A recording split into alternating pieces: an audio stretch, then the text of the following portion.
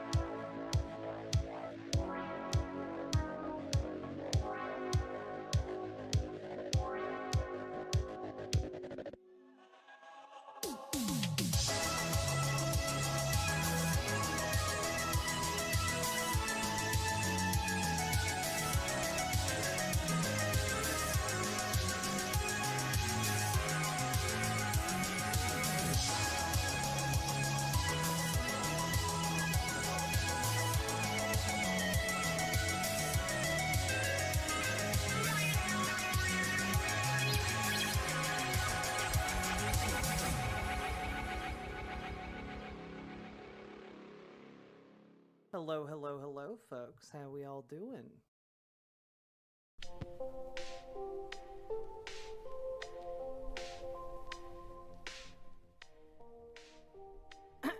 How we doing? Hello, Lanzetta. Hello, Malachi. Hello, GamerG. Hello, Penny. Hello, Catalina Gearbox. Hello, Paladin Lost. Sorry for the pain. Hello, ACAB includes Tone Police. Hello, Trains and Bullshit. Hello, OS Crane. Hello, Punky Gal. Hello, Mr. Miyagi. Hello, Salmon Moose. Doing meh. My throat's killing me. That's okay. I understand. I had a mental breakdown today. Thanks, Penny. Hey, Abyssal List. Hello, Morgan Dree. You got me on a platform I don't normally use. Well, if you use YouTube, you can certainly watch us over there. Hello, Christinos. Hello, German Cow JJ. How we doing, folks? Hey, Priscilla. The boy I like finally kissed me. Yo, congratulations. Hell yeah.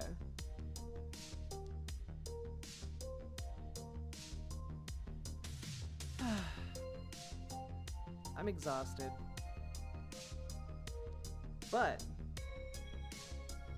I realized that I don't have any more videos that are going to be going up tomorrow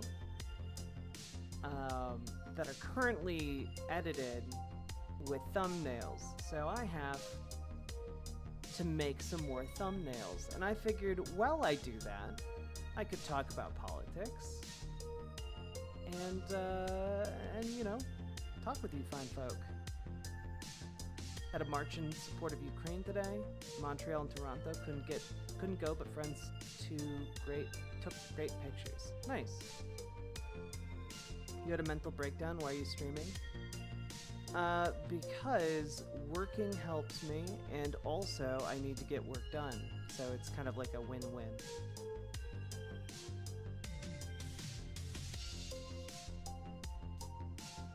Also, the crisis is over, so I'm all good. Just tired. I voted today. Yo, good job, Neuron. Sorry for took. Oh no, it's okay, Malachi. No apology necessary. Are you guys okay with like the amount of space the microphone takes up on screen? Well, as many people have pointed out before, I am a pretty crier. So I feel like I look very good after a good cry, you know?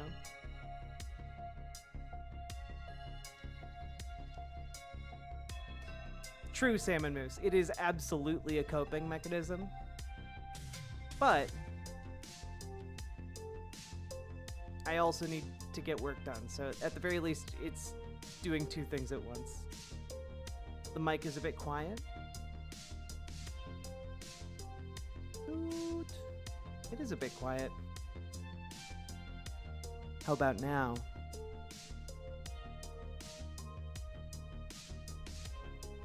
I could turn it up a little bit too. Boo, woo, woo. How's that?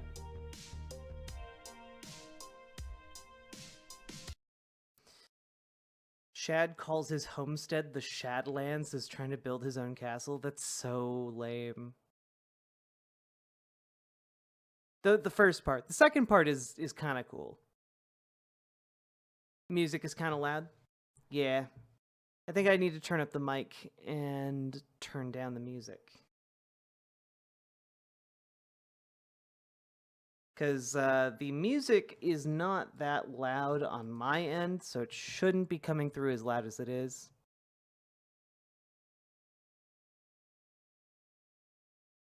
There we go.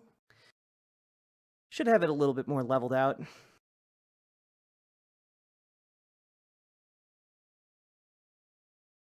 Hello, everybody.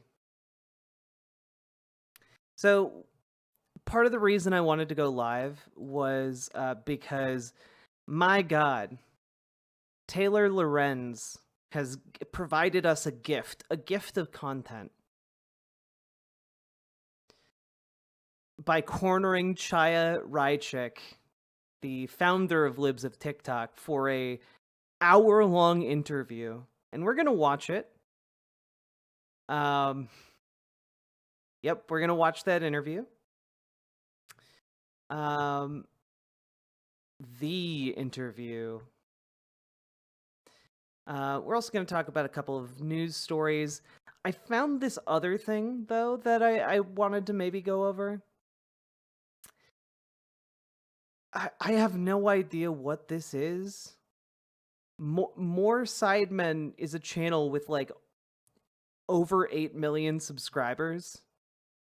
This video from, like, 2 days ago has almost 2 million views. And they have a debate club. So I figured, you know, I don't know if this will be good or not, but I thought it'd be fun to talk about and go over, do a little debate review arena. Okay, see how the debate boys do. And I also wanted to check in because I someone online said something about Lauren Southern, and I was like, oh yeah, I haven't. What is she doing lately? I went and checked her YouTube channel, and like nothing's been posted for several months, really. And I got curious, and then I remembered she was involved in Tenet Media, which is a Tim Pool led endeavor to like create like a weird media homunculus of like Tim Pool, this guy, a man on the street interviewer, everyone's favorite David Rubin, and Lauren Southern and Benny Johnson. All of these guys are together, and I thought it'd be fun to maybe like go through their YouTube channel, because their YouTube channel, despite having all of these million subscriber, personalities, has been going for a while now, and it has 63,000 subscribers. And I mean, I'm in no position to point and laugh at that, but it is pretty weird considering Tim Pool has like 11 million just on his own. And then I looked at the view counts on these, and holy shit, guys. Now, you might be like, oh, Lauren Southern, okay, Lauren Southern on like an untested YouTube channel, like 2.7K views. All right. I mean, I have no idea who this guy is. So like, oh, you got 6K views on a video, whatever. Tim Pool on a video, though, getting 2.4K. That's crazy. That's crazy. And then you scroll down and you have Dave Rubin, a Dave Rubin video from a week ago with barely over 1,000 views. Guys, I am a tiny ass channel, right? We just broke like 4,400 subscribers. Okay, and I'm proud of us. But I get videos with more views than Dave Rubin on this channel. My God. And like, it's not a one-off thing either. Like, Dave's videos are like the least popular videos on this channel. So I figured we'd take a look at at how the mighty have fallen. I mean, like, for goodness sake, Lauren Southern's like hour-long plus documentaries are bringing in like 9K views. That's crazy. That's crazy. Oh my God. So, I figured we'd go over the smashing success of Tenet Media. And then we have, we got like a Matt Walsh video, I might talk about that time David Pakman debated Dennis Prager. We might throw a little bit in there, a little over here, a little over there. Switched over here. I hate Twitch. Morgan Drewy, understandable.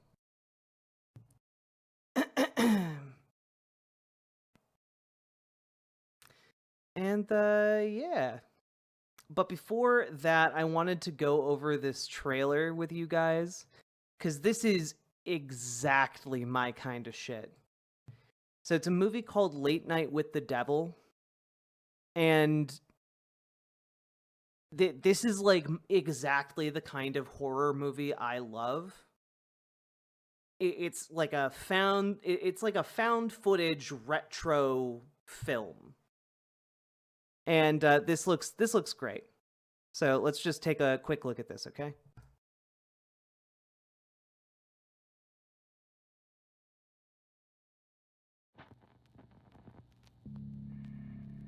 On Halloween night, 1977, America gathered around for a live TV event that shocked a nation. What happened was real. What you are about to see is the recently discovered master tape of what went to air that night.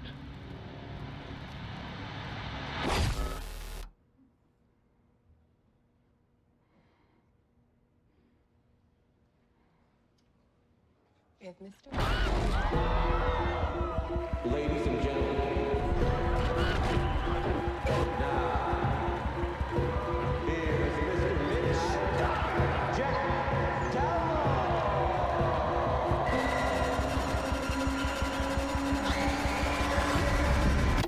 Late Night with the Devil. That's so much fun. That looks like so much fun. Like, are you kidding me? Like, it has so many of the things that I like in horror movies.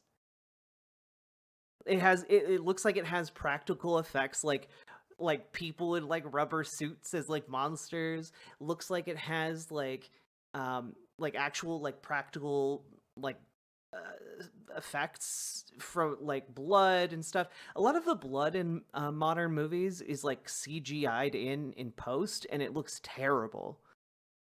Give me like the dramatic 70s blood spurts. I loved that, you know? Yeah, and I love like the throwback to like the 70s variety show, you know?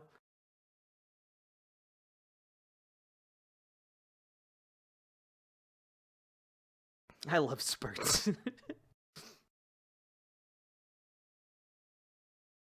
Late Night with the Devil, wasn't that one of the names for the Steven Crowder show? No, that's too cool of a name for a Steven Crowder joint. I have to be honest, Foxy Cheshire, I haven't watched a ton of Rob Zombie films. Not out of like intentional like trying to not to watch them, just like hasn't really happened.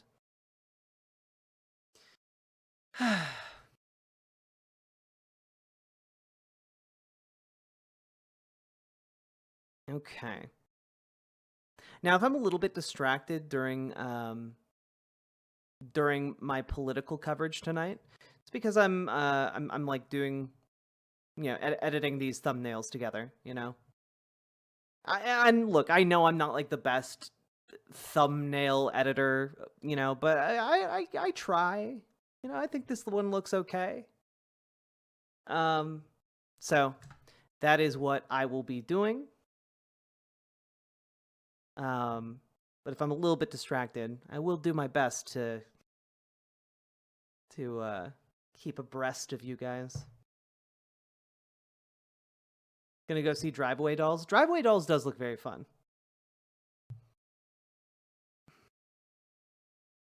Hope my local drive-in theater. Ooh, that'd be so much fun.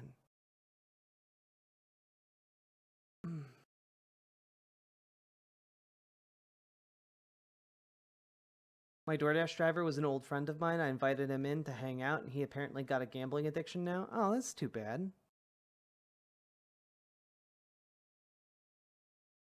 You should try and turn him on to something like a gacha game or something. I feel like gacha games weirdly are less predatory than like IRL casinos, you know?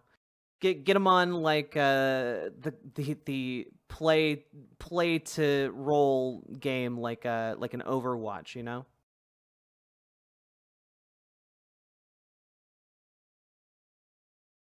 No, not gacha. I don't know. I don't know, man.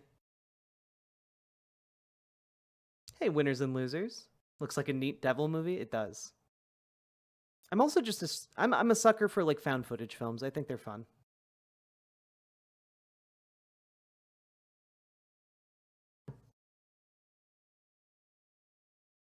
Was this? The trailer for Immaculate did it for me too. Let's take a look. Ah.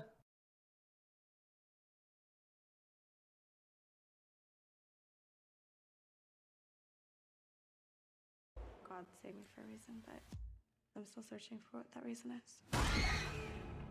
Oh. In the name of the Father, and the Son, and the Holy Spirit. Amen.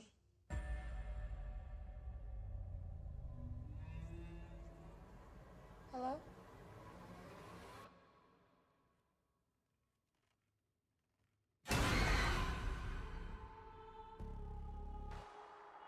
I know God saved me for a reason, but I guess I'm still searching for what that reason is. Too much blood of Christ. It's a miracle. Oh shit. God with child.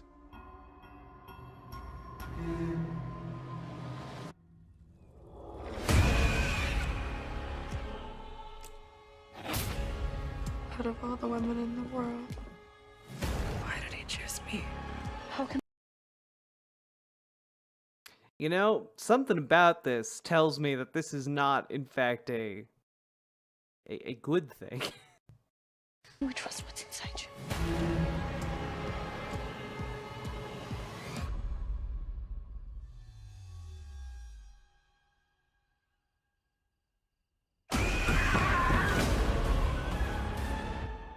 Suffering. You should love.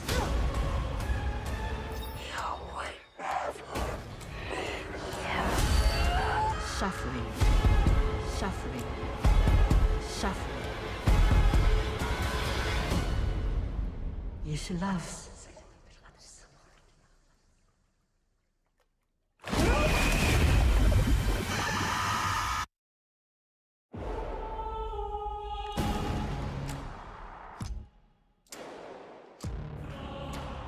Yeah, this definitely has like the same vibe of like if you cross like Rosemary's Baby with The Vitch, you know?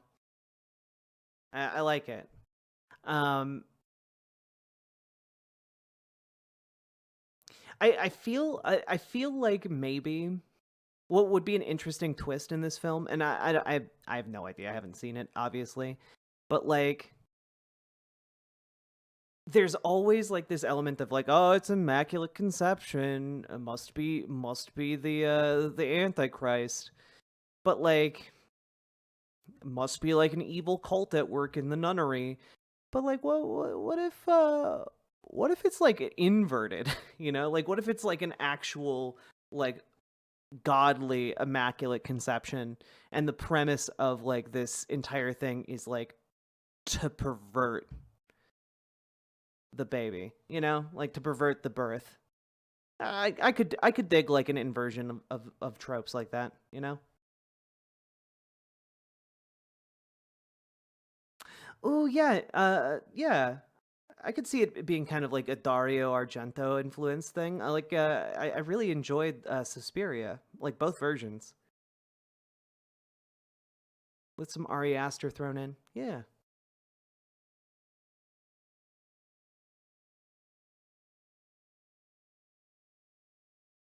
I don't handle horror well. See, for me, I didn't watch horror movies for a really, really, really long time. You know, conservative Christian upbringing and all that.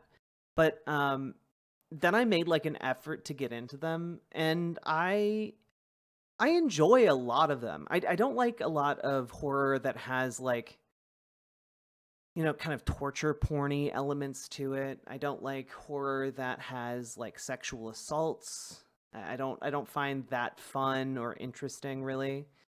Um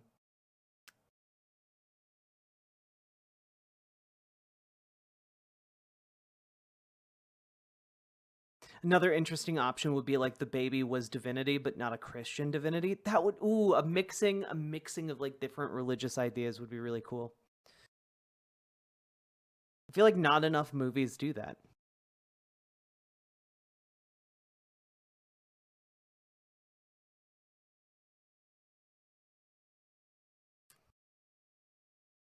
I've been told I need to watch the first Saw movie, but after that I can kind of dip out of the series.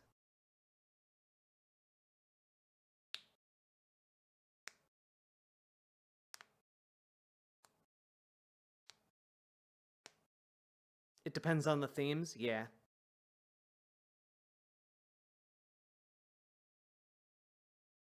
But I don't know. It looks like we have like a really good crop of horror movies coming up on the horizon. I'm just very excited. Oh yeah, Funny Games I would not watch again.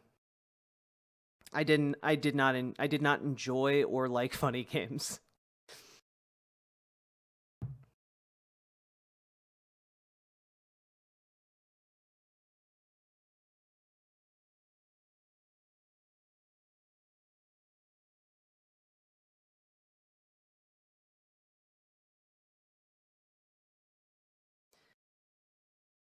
I just find horror films are just not scary. The only reason I enjoy Babadook was because the emotional stress of having to deal with the autistic kid during a demon interruption.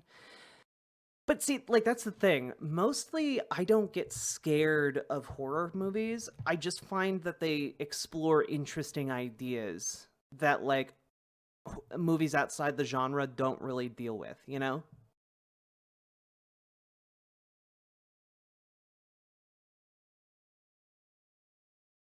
All right. Anyway, moving on. Uh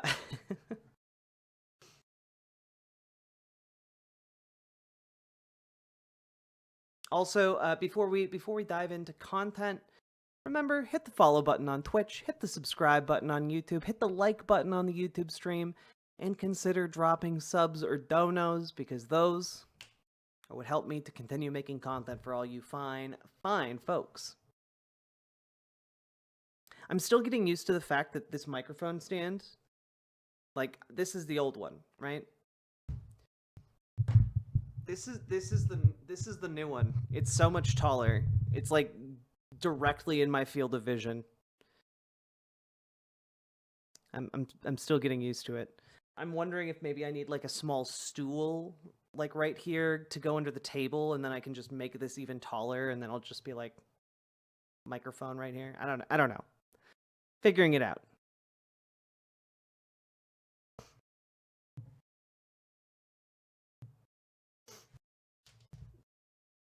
Oh, goodness.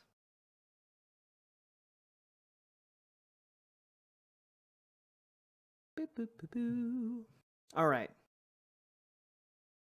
So, folks, there is a lady. Her name is Libs of TikTok.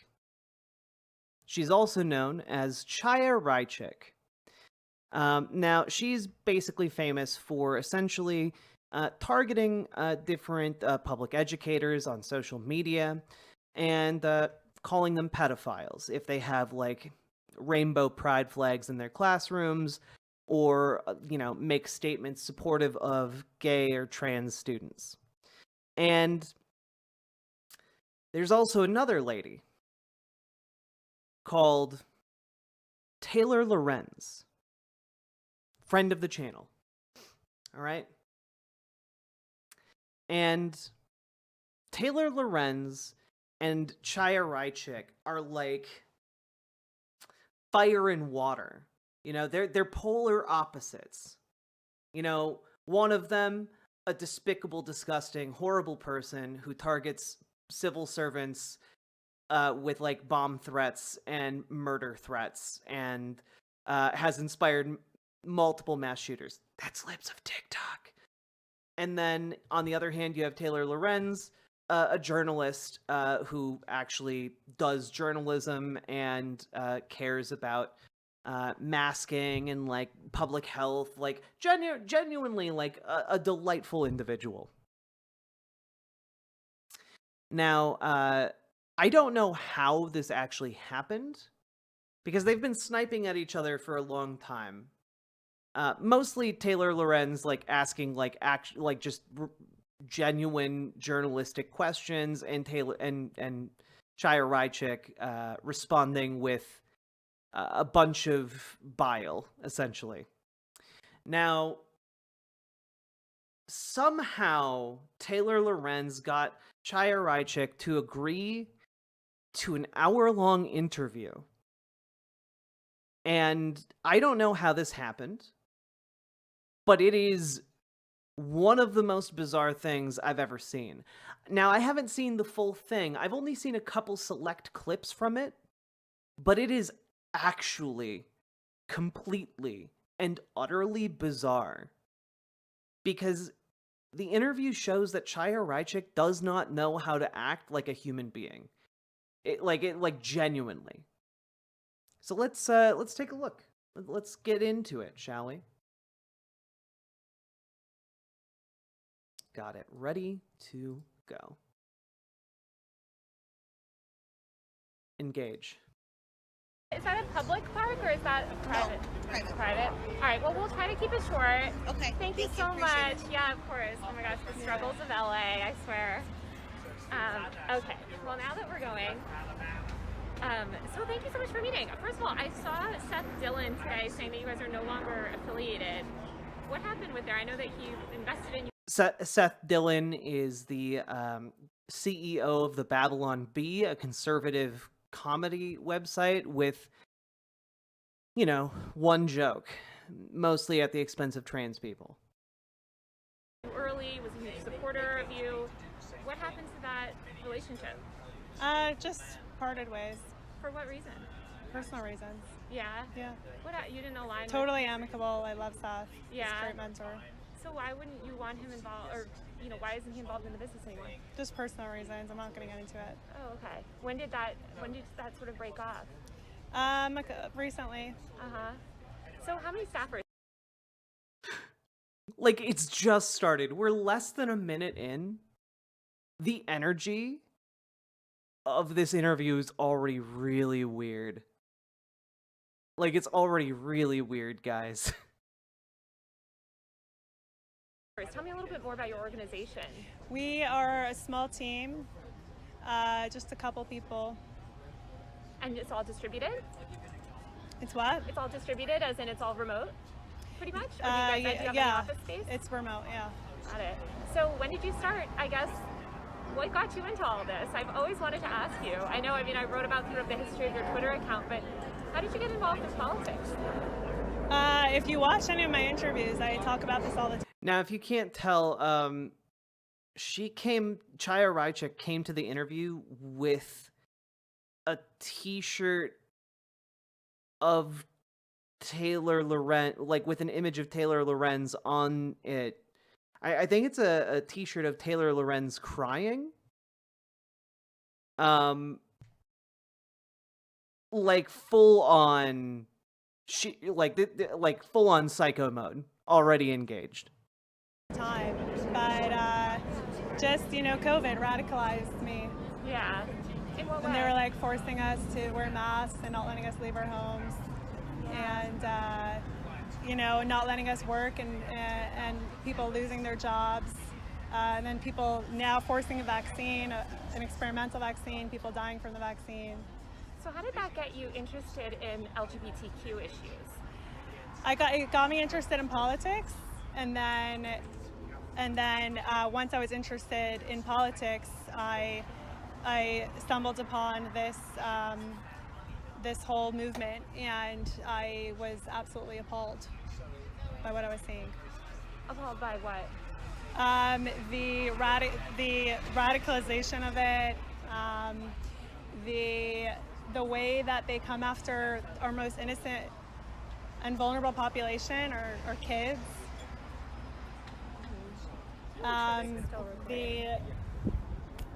The way that it makes there's nothing logical about it. There's nothing logical about chopping off kids' body parts. There's nothing logical about giving kids porn in school. Again, to really reiterate here, no one's chopping any body parts off of kids. That's not first of all, that's not how any of the surgeries work anyway. And second of all, the vast overwhelming number of these surgeries are done on adults. There are very few fringe cases where they are done on like 17-year-olds who are like about to turn 18 with parental consent. But like a child can't just walk into like a surgeon's office and be like, I'm ready, doc, chop it off. Like that's not how it works. That you can't actually do that. No doctor would do that. Also, teachers aren't giving pornography to their students. There's two sexes, and that's it. So, you know, anything out of that, it's just based on lies and nonsense. Yeah. Did you grow up, I know you grew up in a sort of a more conservative community. Did you know any LGBTQ people growing up? What was your exposure to that community just in life prior to sort of understanding the world through politics? I never really paid attention to it. So you didn't have any LGBTQ friends or anything, No. family members? No. So your first exposure to the LGBTQ world was through basically learning about it through the media ecosystem? Through themselves, actually. They would say exactly what their intentions are, what their whole movement is about. So I learned about it through watching their own videos. Yeah. Well, I don't know. What sort of videos were you watching? I mean, are you just All talking the about the TikToks that you share and stuff? And tons more on TikTok. It's all over TikTok. Yeah. Very easy to find. Yeah. I'm curious, you know, I feel like there's been, especially on, my colleagues have done great reporting on sort of like this rift on Twitter. I know that you have a very conservative fan base, and in your comments sometimes you'll see a lot of commentary about sort of the great replacement theory. What are your thoughts on that? What are your thoughts on the comments on your post telling me to kill myself? Horrible. Yeah, horrible. Obviously against that.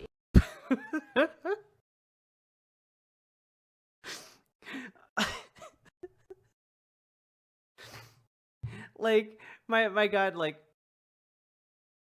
she didn't even answer the question. She's like, oh yeah, what do you think about people telling me to kill myself? Taylor Lorenz, who's a good person, a decent person, is just like, yeah, that's horrible. It's awful. It's awful that people are telling you to kill yourself. Yeah. So will you come out and condemn that publicly? Oh, I would condemn it anytime. I'm against. Oh yeah, would you condemn it publicly? Yeah, I'll condemn it anytime. I'm condemning it right now. I'm gonna post this interview. Yeah, like I'm pretty sure, by the way, like Taylor Lorenz, and I haven't double checked this. I'm pretty sure Taylor Lorenz has publicly condemned death threats towards Shia Raichik. You know, I'm against murdering anyone, of course. So you're against death threats against me? I'm a big, you know, as somebody that's dealt with a lot of online harassment, I don't defend threatening to murder anyone. But I guess I'm curious, you know, because a lot of times it comes after an attack in the media, like someone like you or another journalist. The lack of awareness here, like, you know, oftentimes the death threats and stuff come after you or another journalist like highlight me. Do you think she's like mentally capable of connecting that to what she does to a much larger audience of like right-wing psychopaths who are like furiously building bombs in their basements and then like calling in bomb threats to schools? Like she's literally inspired, like her reporting has literally inspired multiple mass shooters. So are you saying that, like... Well, no, see, that's the thing, right? Oh, God, who said it? Malachi. Exactly. This is why fascism is anti-intellectual. It's anti-introspection. Because fascism relies on people being completely unable to identify hypocrisy in their own ideas and views, completely blinding them to the disparity they're creating between themselves and the other, you know?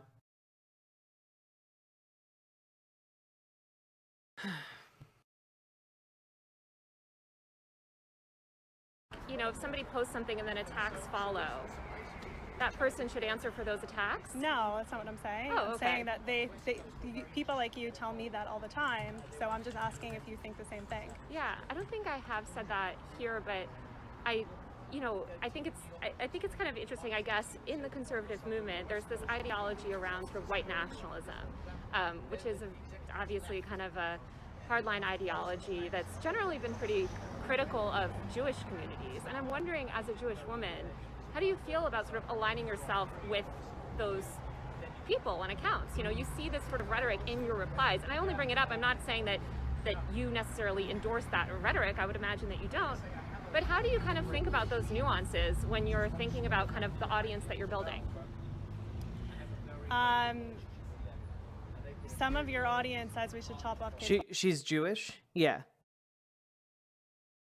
That's part of why, I believe that's a component of why she's wearing the skirt she's wearing. I don't know if we've actually seen that yet in the video, but we will see it. It's a component of why she's wearing the outfit she's wearing. Body parts. What do you think about that? Wait, she's not Jewish? My understanding is that she is. I don't know what you're talking about. Like a girl says she wants to be a boy, so she chops off her breasts. I'm a big, I believe in personal liberty and bodily autonomy personally. So kids should be able to cut off their breasts if they think that they're boys. I mean, I believe in gender ideology. I guess I personally, my feeling is that I believe in personal liberty. I grew up in a town where a lot of people, for their middle school graduation, women got nose jobs. I knew. This is actually like a really good response. Like, yeah, I do, because I believe in personal liberty. That's an excellent response. Because it forces a conservative to be like, well, I'm against your personal freedom. And that's not a comfortable position for a conservative to be in, especially from the party of small government.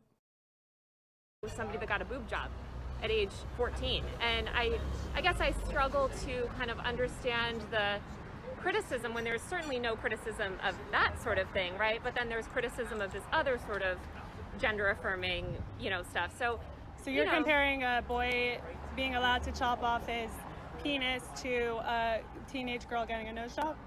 Well, just to be extra clear, I don't believe that 13-year-olds are able to make those sort of medical decisions. Wasn't Taylor Lorenz the person who exposed who Libs of TikTok was? Yeah, because Taylor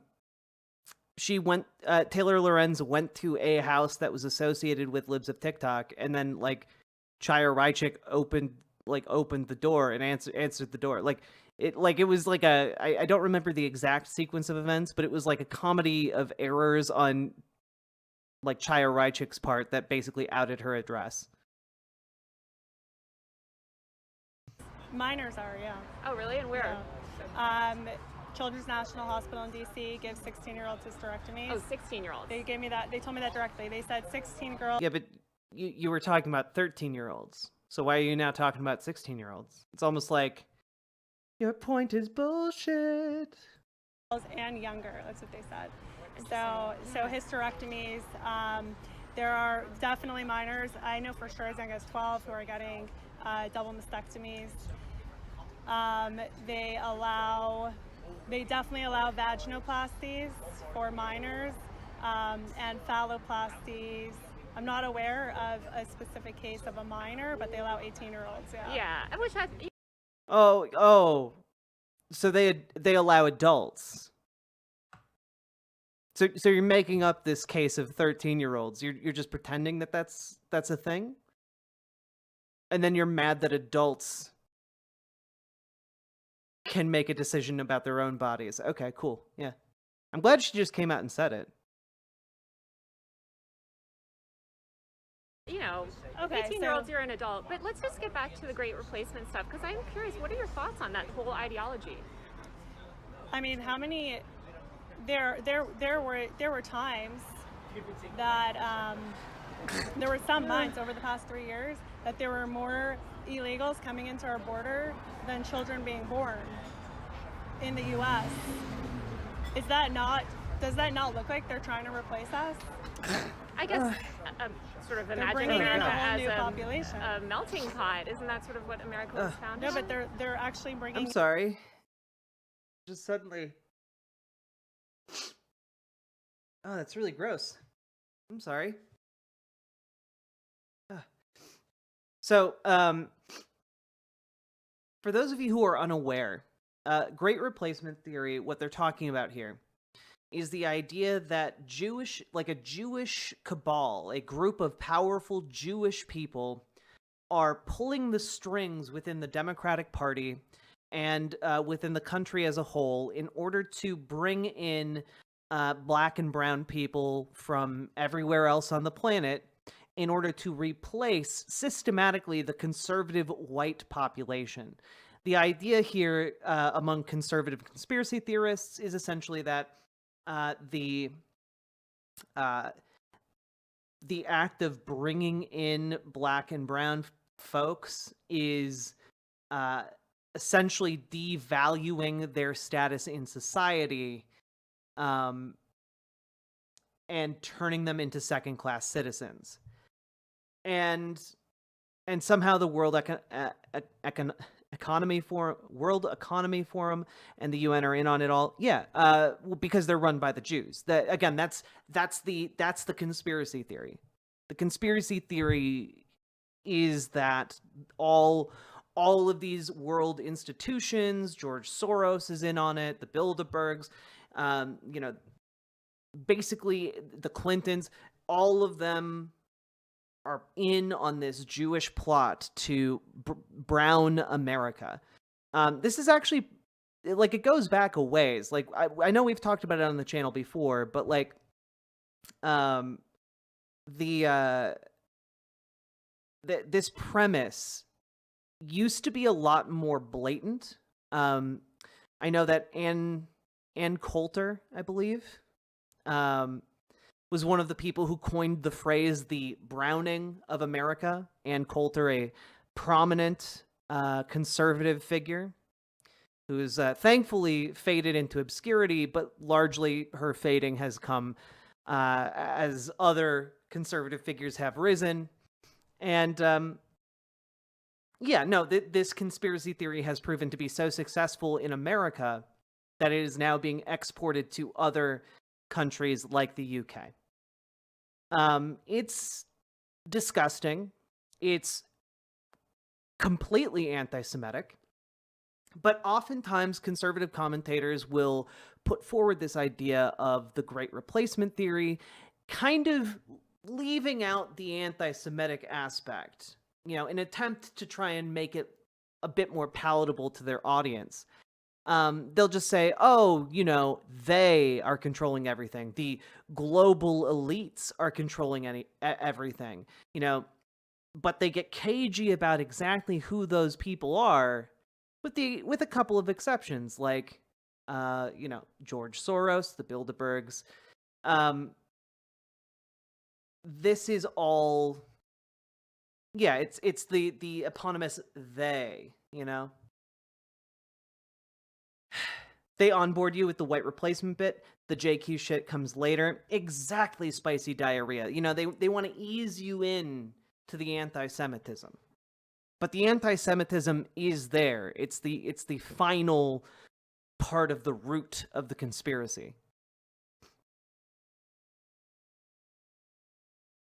Who do you think is running the world? Rich capitalists. Like that. The thing is, the thing that's silly, right? The thing that's really silly about the conspiracy theory of like, oh, it's the Jews. It's not the Jews. It's just capitalists.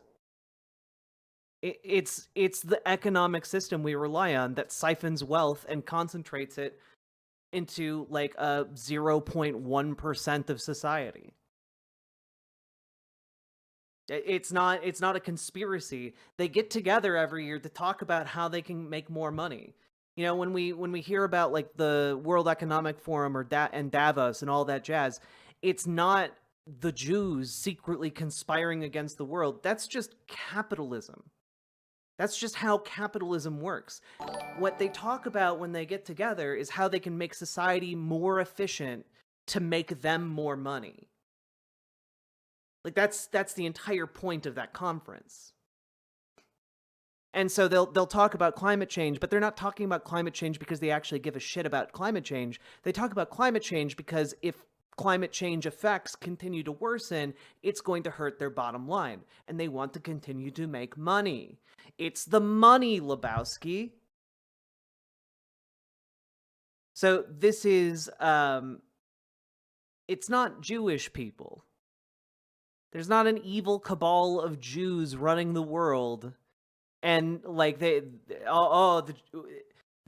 conspiracy about this, by the way, goes that there needs to be this elite evil group of Jews because the entire Jewish race recognizes that they are a colossally tiny minority on the planet, and thus they need to manipulate all of the other minorities into overthrowing the whites. So, yeah, it's not a conspiracy. There's no smoke-filled rooms. They talk about it in the open because capitalism is the primary mode of economic production in our world, on our planet. Like, it's not, they don't have to talk about it in secret. They just talk about it in the open because they're allowed to, and they have the money to do so. Zaxxus, I'm going to ask you to be polite, please. If you can't be civil to other chatters, you're going to be going real quick. Yeah, Fox News, famous for pivoting back to the left. Tell me if this argument is missing the mark or dumb. When they talk about mutilating kids, no one ever brings up circumcising babies. No one ever talks about circumcising babies. That's true. Okay, I won't have an opinion. Okay, you can be passive-aggressive by yourself. Clearly you weren't raised right. Like, I'm sorry, if I'm like, hey, be civil towards your other chatters. Be excellent to each other. We have one goddamn rule here on my channel, and it's be excellent to each other. And if you're being a passive-aggressive little baby about being reminded that you should be polite to your fellow chatters, you're gone. Like, if you can't play with others, then you need a timeout. Like, I shouldn't have to explain this because presumably everyone here is at least 16 years old or older. Most of you, I see the analytics. I know most of you are like in your 20s or 30s. So presumably you guys should know how to play nice. You learned that at like 7, for God's sake.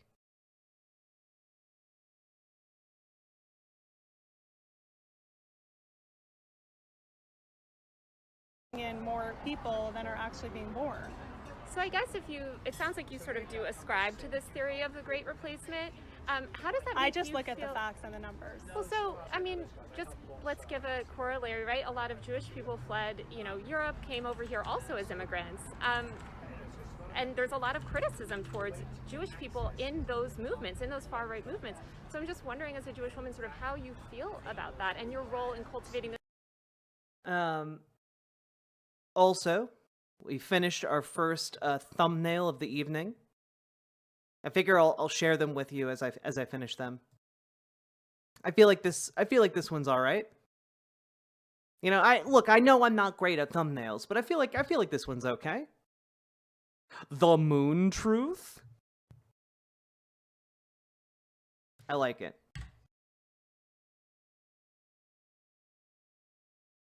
This fan base that might think That one's going up tomorrow, by the way. It's going to be a premiere. You all can watch it. you as an Is that Armored Skeptic? Yep. I've never covered an Armored Skeptic video before. And on a whim I decided to cover an Armored Skeptic video.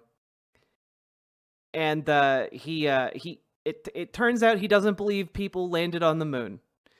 And it's a very weird video, and we dunked on him for about 2 hours.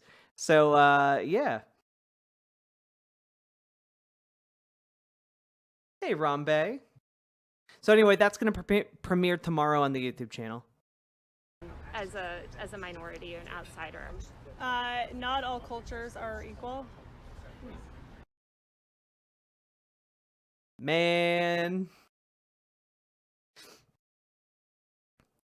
You know, I feel like there's not... I feel like there is... I feel like people who are trying not to seem racist will make this argument. Not all cultures are equal, but like... I think that you can, in fact, view cultures as equal, because cultures change over time. Like, they can be better or worse, right? Like, the culture of America in the 1830s was not really that great, considering that the culture of America was heavily predicated on owning people, right? So, like, yeah, American culture of the 1830s, very much a time and place type of thing, and pretty shitty. So, like, not all cultures are equal, sure, but also cultures change drastically over time.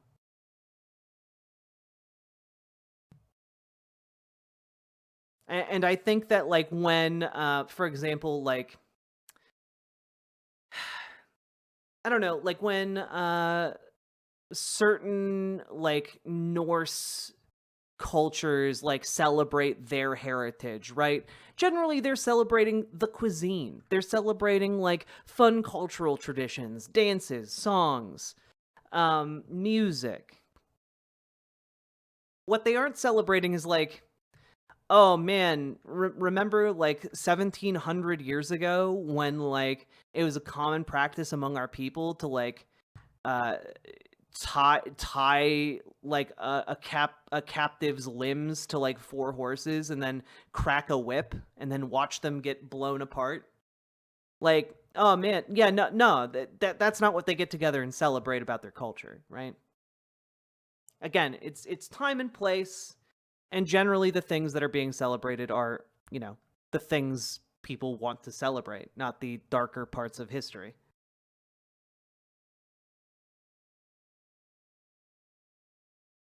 Yeah. So I know you have a lot of concerns about educational materials and books, library books and things, especially... They're importing people who want to destroy America and who come here and do not stand for what America stands for. So, and I think, and we see it, there's time after time after time after time. They come in, they're destroying our cities, they bring crime with them, and they are bringing them in to replace us. And yeah, I think people from various... Again, they are bringing in people who are going to increase our crime rate. They... Again, like, this also goes into, like, racial conspiracy tropes from, like, Birth of a Nation, right? Like, part of what she's talking about here, like, yeah, they're bringing the brown people in, and the brown people are coming in here and raping our white women. Like, that's what she's, like, making an appeal to here. That same kind of rhetoric and fear-mongering is it like that? It's there's no daylight between what Birth of a Nation does and what she's doing right here, you know?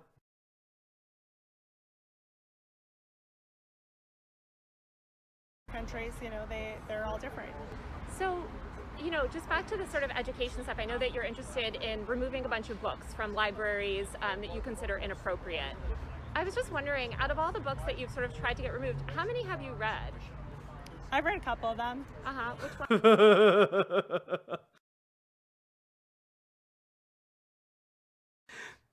You've banned thousands of books, hundreds of books. How many of them have you read? 2? Like, oh my god, girl. Oh my god. Quasi-Spec, thank you for subscribing over on Twitch. I appreciate it. And very Knifey Duck, thank you for gifting a sub to Spicy Diarrhea. I appreciate that as well. And, wow. Some of them didn't have pictures. True. Also, folks, we've been going for over an hour now. Remember, please hit the follow button on Twitch, hit the subscribe button on YouTube, hit the like button on the YouTube stream, and consider dropping those sweet, sweet subs and donos. Quasi-Spec, very Knifey Duck, thank you very much for your support today, especially on this, the holiest of weekend streams. So let's go. Ones. Genderqueer. Uh-huh. I've read This Book is Gay. Uh-huh. I've read... Oh shit, Chaya. You read This Book is Gay? And you emerged a heterosexual?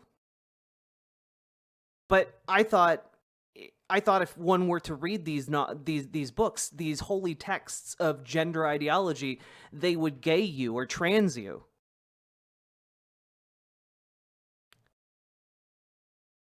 Sounds like that was kind of bullshit, I guess.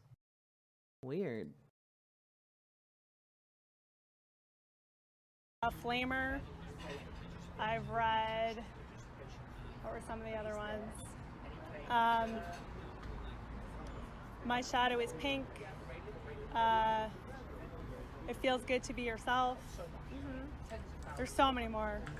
Tons of them. How do you kind of square, would you say, I feel like you are, or at least I feel like you've spoken about free speech before and the need for free speech and sort of supported Elon Musk's sentiments in that area. Would you say that you're a free speech supporter? Yeah.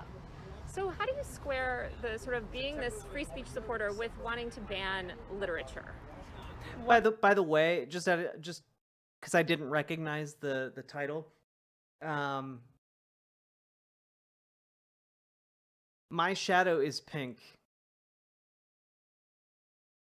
is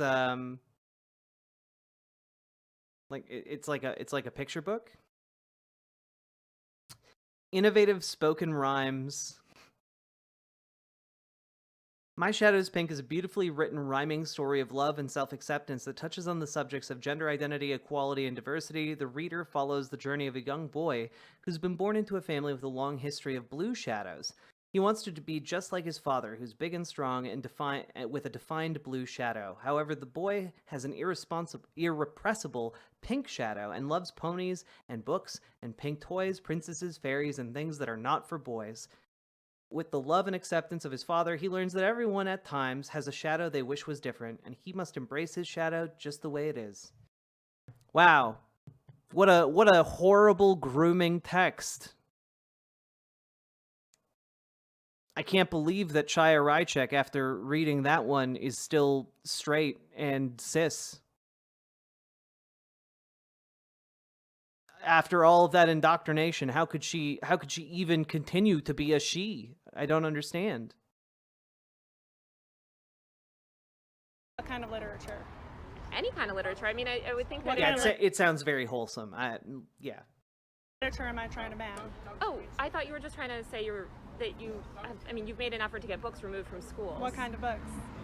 Books dealing with LGBTQ people and sexual No, that's education. not what I said. Oh, so you're not trying to get any books banned from school? That's not what I said either. Okay, What? Why don't you explain to me how you're thinking about this? You just accused me of wanting to ban books. What kind of books am I trying to ban? You tell me. I'm not trying to ban anything. But you're not trying to ban any books. Who said I'm trying to ban books? Are you trying to remove books from libraries? From public school libraries. Okay. Oh my god, it's the Patrick Star meme, everybody. Who said I'm trying to ban books? I'm not trying to ban books. Am I trying to ban books? You tell me. I'm not trying to ban books. It sounds like you're trying to remove books from public school libraries. I am removing books from public school libraries. That's a de facto book ban. You're removing access from the people who would otherwise read those books. So how do you square your sort of notion of free speech and free expression and... Salmon and Moose, I would hazard the guess that she's coming off so fucking dumb because she is so fucking dumb. Allowing all of that Like that's the thing. Fascists aren't smart, guys. Like one of the things, if you go and read like contemporary journalism about Hitler, everyone thought he was dumb as shit. Like they made fun of him in the press all the time. Because it's not like fascism isn't about being smart, it's about wielding power. And I think a lot of libs, especially in America, conflate the two. But no, they're different. with wanting literature removed and wanting access to information removed? What kind of literature? You tell me. Porn, gay porn. Uh-huh. Yeah. And what do you consider gay porn in these books? So you want to see it? Are you talking about the stuff that you've tweeted, basically? You consider Yeah, it like there's inappropriate? pictures of like blowjobs and like how to have gay sex with like naked people and people masturbating and stuff. Yeah, Did you? like pictures of it. Oh, yeah. totally. And Yeah. I went to public school. And we had a sex ed class in public school where we were shown, information about sexual health and, sex and masturbation and things like that. I'm curious about your own education. I mean, was that something did you ever go to a sex ed class, or is this all sort of new to you where you're sort of learning about how this works in public schools? I don't live under a rock. So you did have sex ed classes when you were growing up? We had some kind of education, yeah. Uh-huh. So you do think it's important for children to have education, sex education? Not the way they're doing it in public schools. Uh-huh. How are they doing it? They're giving kids porn and telling third graders that they should masturbate. Now, like, what? Again, I want to do the follow-up question here so badly. Now, when you say they're giving kids porn, are they like downloading Pornhub videos to their iPads or something, or what do you mean? What do you mean by that? Like, you think that you go into a third grade classroom and like the teacher's like, okay, kids, it's your 15-minute masturbation time. Like, what are you talking about? That's not happening. Literally not once. They're giving middle school children guides to gay sex and anal sex, sex toys. How would you describe the type of sex education that you would like to see in schools? At this point, I want all sex education actually removed from schools because I don't trust the schools to do it. Okay. After what we've seen, I don't trust them at all. Zero. We need to completely eradicate it and then redo it in a normal way that's appropriate. So I saw you said that you got banned from Stripe today. How much money did you have tied up in that platform? I'm not going to get into that. Mm-hmm. They already restored me. Oh, okay. Yeah. So you're back. Yeah. I noticed, I think it was around last summer, you deleted a lot of your tweets and you sort of stopped posting. This is when Seth Dillon kind of tweeted, asking if you fell off or, saying that you weren't posting as you used to. What happened during that time, and did you think about quitting? I have no idea, and no, I never thought about quitting. Mm-hmm. Why'd you delete all your old posts? It was just a one-time editorial decision. I stand by all my posts. It was a one-time editorial decision to delete all your posts, but you stand by them? But if you stand by them, why did you delete them? Yeah, she got banned from Stripe for like half a day.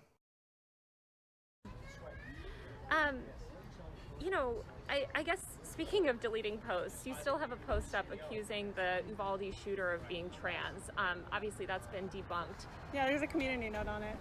So why not remove that post if you're so comfortable with removing posts? Because there's a community note. I think it's clear. It's obviously it was unintentional. Yeah, there's a community note on it, but that doesn't absolve you of being wrong about it.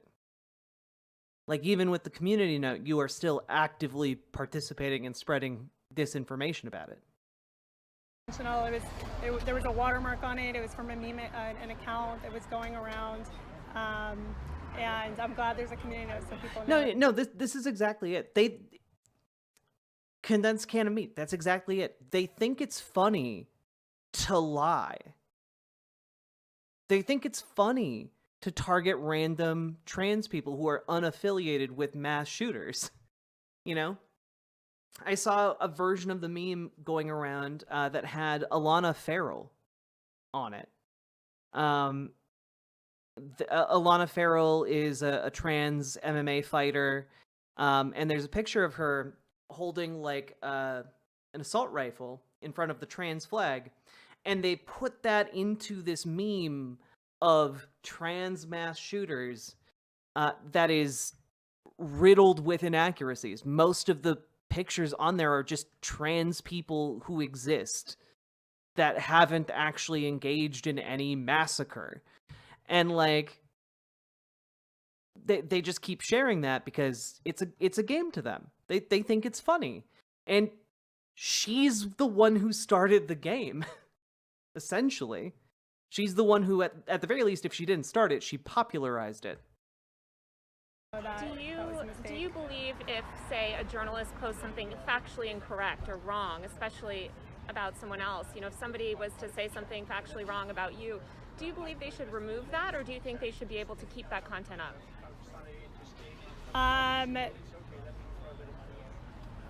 Twitter is free speech. So Chaya, just to be clear, if a journalist went on Twitter and said that you, Chaya Raichik, were a mass shooter, that you yourself participated in mass shootings, and had like fun memes about you committing mass shootings, that's just free speech. They're under no obligation to actually recant that upon learning that it's false. Like, you can tell she is dull-witted, chat. She is dull-witted. Because if she was even, like, a fraction intelligent here, she would know that this argument does not hold up for her. Yeah, she was just complaining about journalists reporting on her leading to death threats. Okay, what if the journalists were just posting something on Twitter and fabricated it? Like wholesale. She's saying she'd be fine with that. Because it's just free speech. You know, people lie about me all the time on there, and they don't get taken down. If you want, it has to go both ways. So you believe that people should be allowed to keep up wrong information about you and have no recourse, be able to keep that up? Free speech is free speech. Okay. So I'm kind of curious how you square that with the letter that you sent this morning to V Sphere, claiming that, you know, you were going to try to sue her for slander. You know, if free speech is free speech, then why are you threatening your critics with lawsuits? Well, defamation is different. So would you call misidentifying a shooter's sexuality defamation?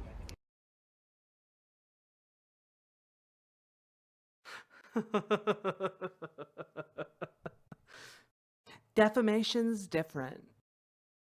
Defamation's different. Yeah, like we just witnessed a murder, chat.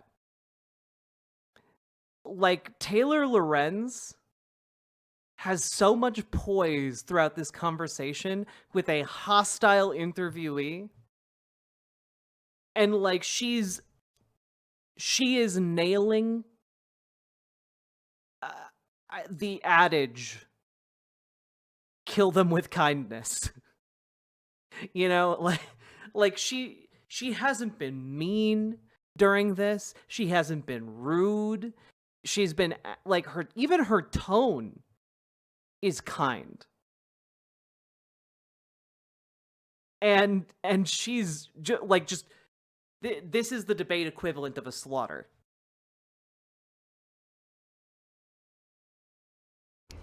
No, I wouldn't. Like I said, there's already a community note on it.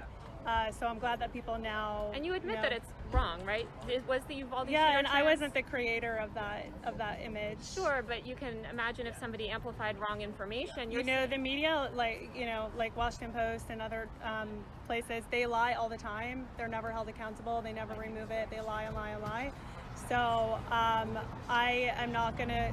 If you want to hold me to that level, then I get to hold you to that level as well, and all the other media. So I just don't think, it's. I'm just kind of making this up as I go. Like, this is. I knew that this was bad. Like, I knew this was going to be bad for libs of TikTok. but my God, she's dead. She's dead already. She just doesn't know it. She has been defeated here.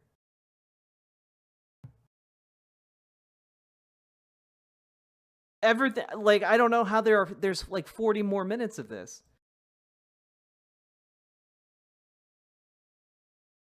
We're not. It's not accurate to compare it, because Was the Uvalde shooter trans? the Uvalde shooter wasn't trans. Got it. And so I guess knowing that you've posted wrong information, you're saying it should stay up and everybody else should be allowed to keep whatever they have up as well. Is that sort of your stance? Am I accurately understanding it? Is there a law against? No, I'm not asking law. I'm just lying? asking your personal sort of opinion. I'm just kind of curious because it seems like you have come after other people, such as vSphere and other critics, saying you posted wrong information about me, take it down. I totally get that. That's your prerogative. It's different with defaming a journalist like that. How is it different? They're defaming me. And you don't think that calling a shooter trans when they weren't trans is defaming anyone? No. Okay, interesting. I guess I'm They're kind of... they're knowingly lying about me. But that's the point Taylor's making. You're leaving up a piece of your journalism claiming that the shooter was trans, and that's then being used constantly right now to attack other trans people. And by you leaving it up, you are knowingly lying about this case. So, I mean, if it's different because they're like, oh, you're a journalist and you're being defamed, you can also be defamed by a journalist. And what would you say that you did when you sort of posted that about the shooter being trans? Like I said, an image that was going around for months that I shared from another thing accidentally, and I'm glad there's a community note on it. Okay, we got a new thumbnail. Everybody, are you ready? You ready for the new thumbnail?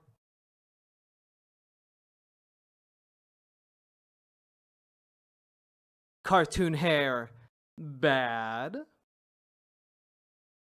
Bad thumbnail. I think it's all right. Might be able to do a little bit better. I don't know. That one I feel like isn't that impressive because I just found the perfect comic book panel that perfectly encapsulated my argument in the video.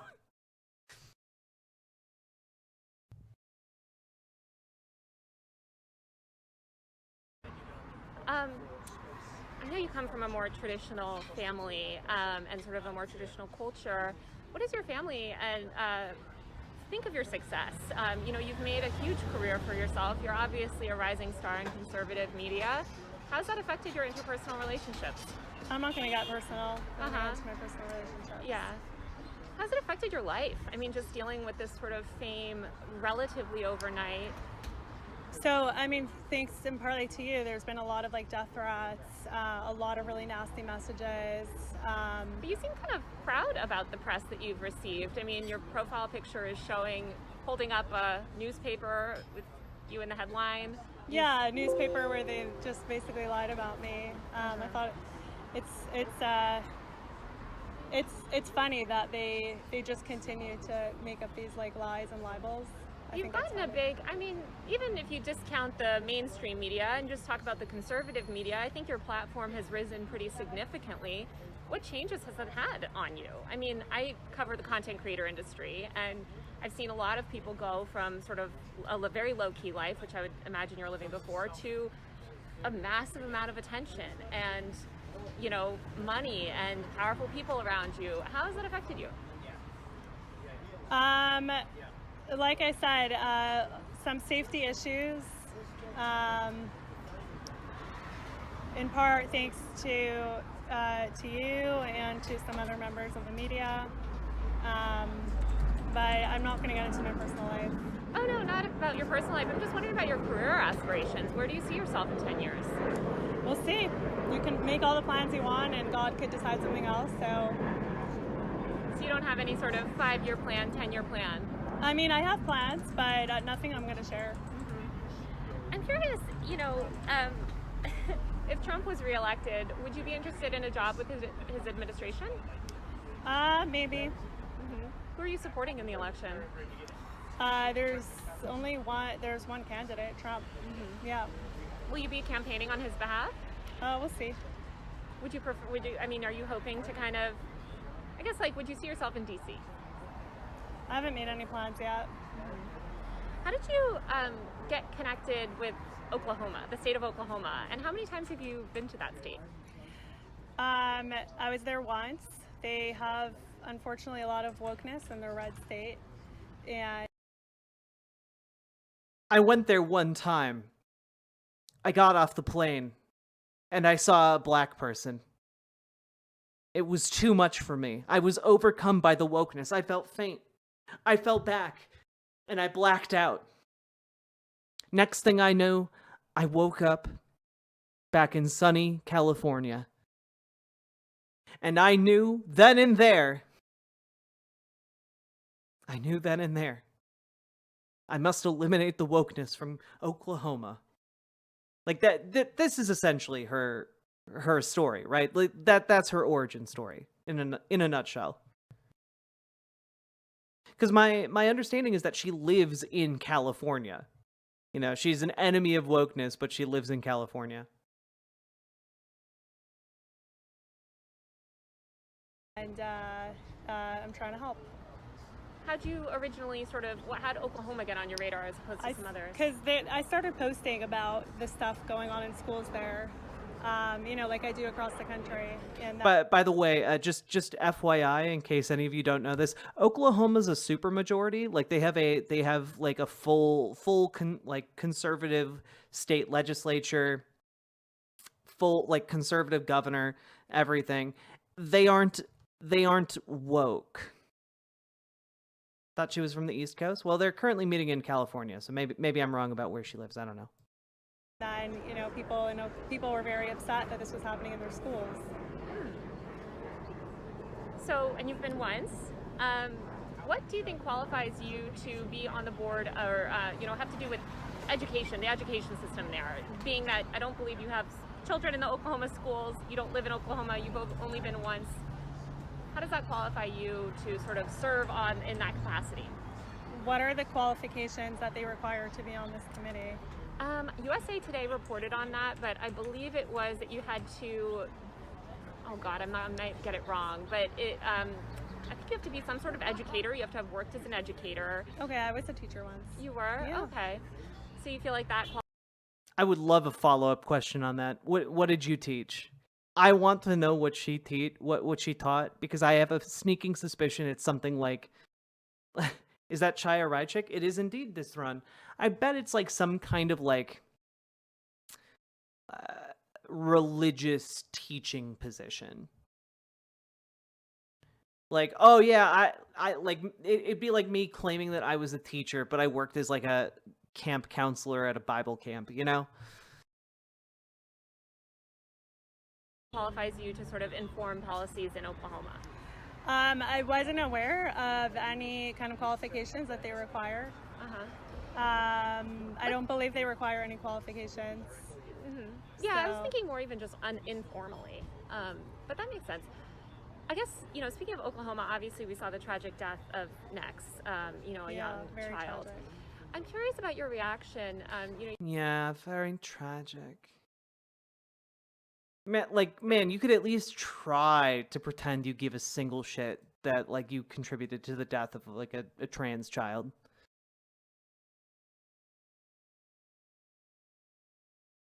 You posted a selfie shortly after people were asking you to address the issue, and you said, to the haters and the losers. Who are you addressing in that statement? Anyone who hates me and anyone who's a loser. Okay. Why would you choose to post that in response to people asking you to speak about this child's death? It was not a response to that. I guess, why would you post that prior to making any statement about Nex's death?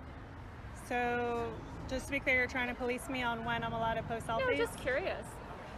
I wanted to post it. I thought it was a cute picture, and I just decided to post it. How do you feel about Nex's death? It's very tragic. It's horrible. Do you believe Nex should have been allowed to receive gender-affirming care? She should not be allowed to go on irreversible puberty blockers or get sex change surgery. How do you think about the fact that, so often your posts, things that you post about hospitals, libraries, schools, etc.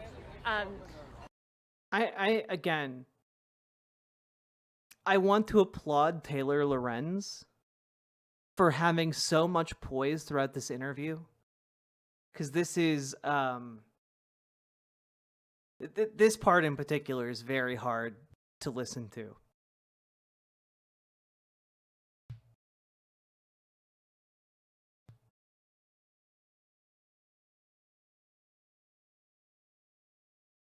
Yeah, misgendering them in an interview about their death. Very cool.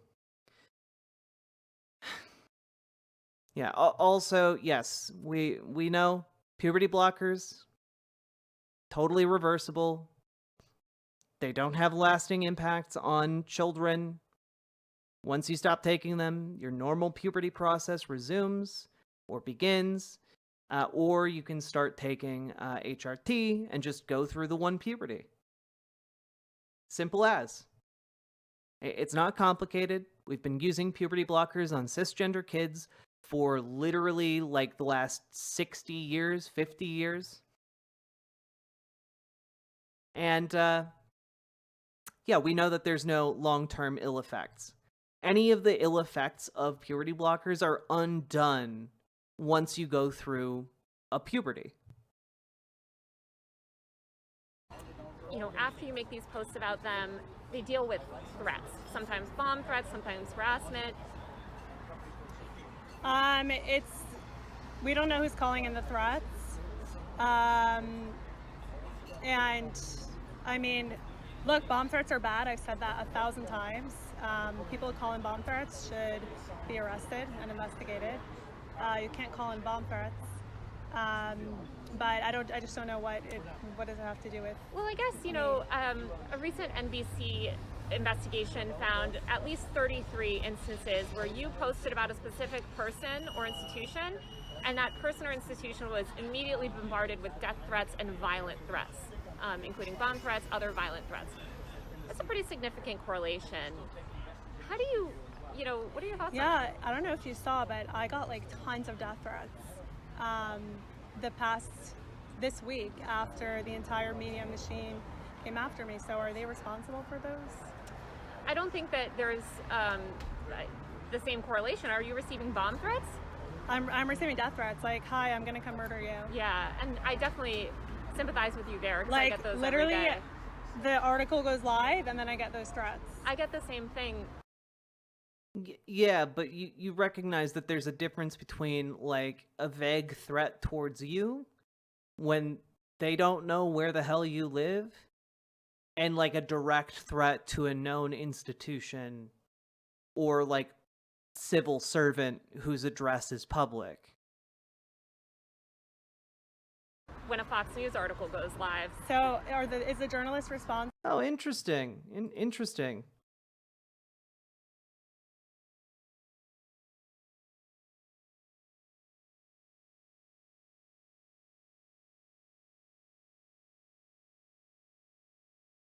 Radchik is a notably odd choice for the job. For starters, she does not appear to have any experience in schools or government and does not live in Oklahoma.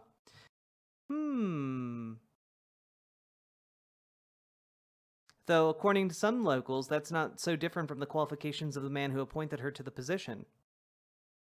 Elections have consequences. Crystal Legrone, the chair of the Wagoner County Democratic Party, told the Daily Beast in August, and we get people like Ryan Walters in positions of authority where they really don't have any expertise and are attention-seeking. It feels like he wants to make a name for himself, not help the kids of Oklahoma, and that's probably the most accurate diagnosis we're going to get on all of this. The journalist who posted the article?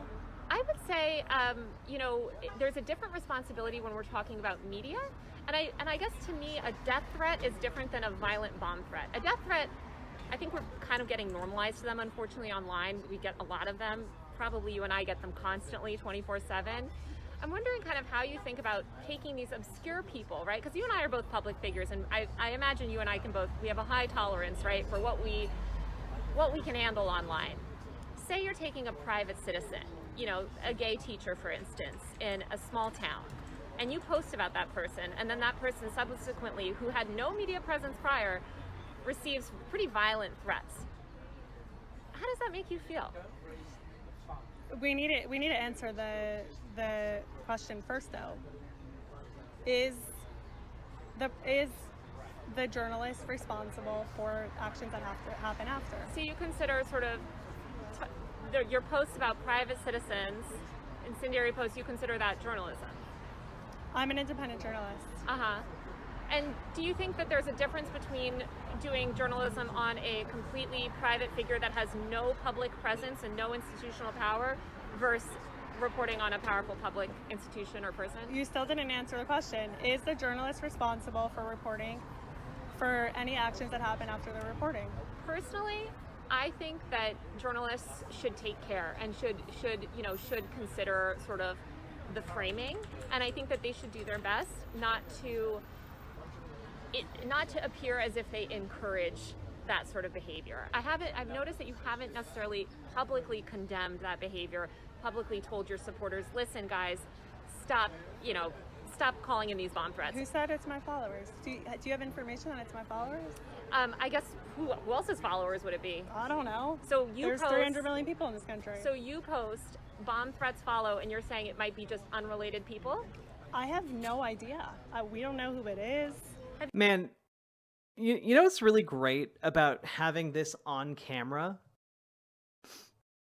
Is that, like, her facial expressions are the least genuine I've ever seen in my life.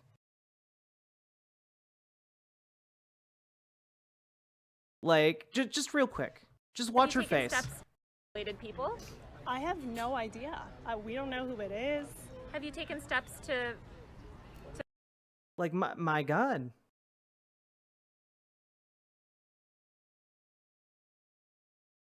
But yeah, no, like, mass shooters have literally cited libs of TikTok as motivation for their massacres.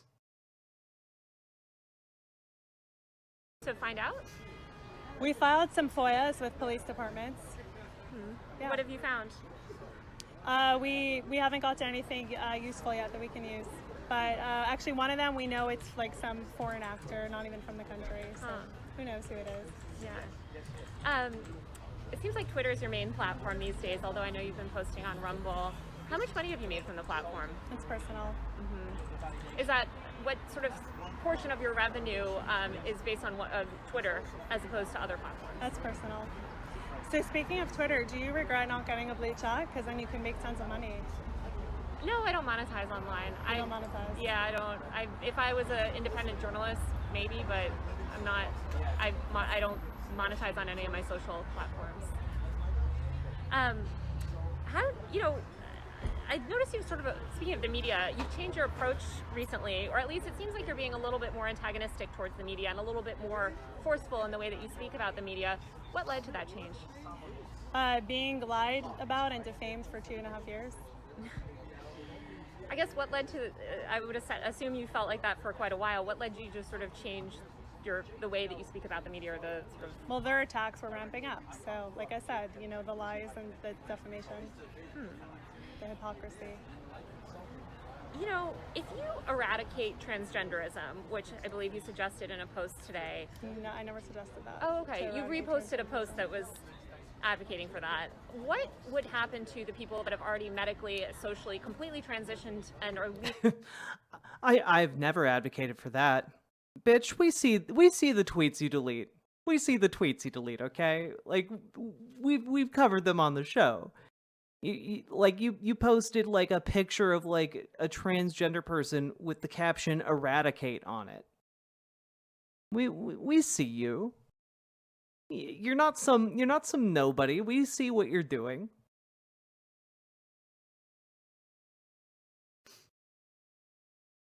God. Hello, Adrian Vixen. Hello, Phoenix Blue. Hello, Kiwi Bird. God. Yeah, archive.org is our friend. leading happy lives. What would happen to them? I mean, what's your plan for that? If transgenderism doesn't exist, which it seems like that's what you believe, what happens to all the people living happy lives as trans people? Well, first of all, the whole trans it's based on a lie. You can't change your gender. Okay, but so they could go live their life. I mean, I can't tell someone what to do in their house. Sounds like you do want to tell people what to do in their house. I never said that.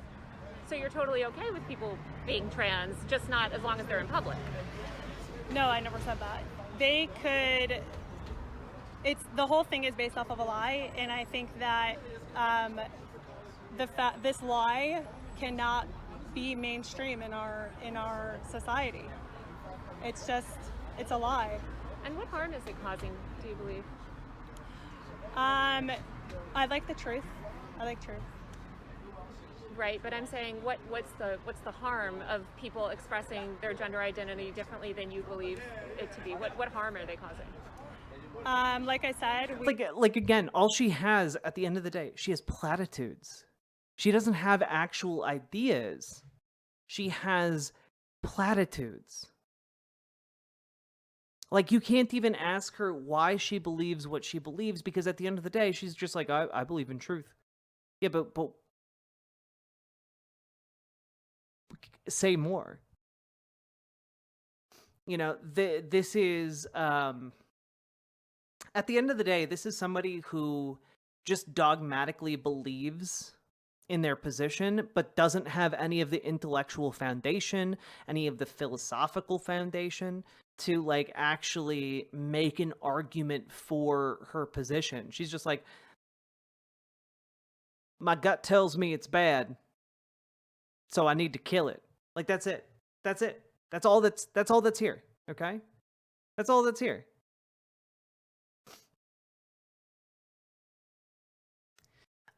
Also, folks, finished another thumbnail. Take a look. Dissecting the Mobile Oval TYT's scripted comedy experiment. There we go. I think that's going to be a banger. We're setting this one up to premiere March 1st, baby. Let's go. We got good content coming to the channel, guys. That was an experience? Yeah, now you need to get your friends and family to watch that experience.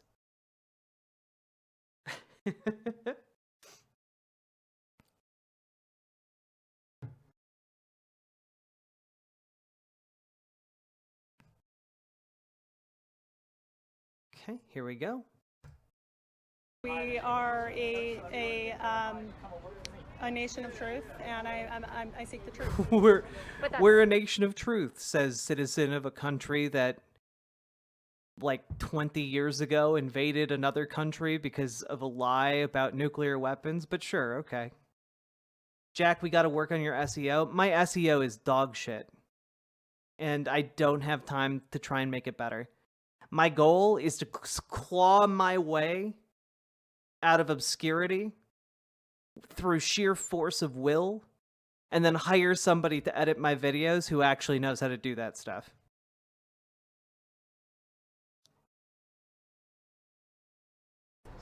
But I'm asking about the harm. What's the harm? You might believe it to be false, but what's The harm is that there's a lie that is very mainstream and is being embedded into every institution. I guess I'm wondering what the material harm is, aside from it's maybe something that you disagree with, as in your Yeah, but like I don't want to just like take like a person from the community who can do it. You know, I want to be able to pay somebody to do the labor, you know? version of the truth is different than their version of the truth.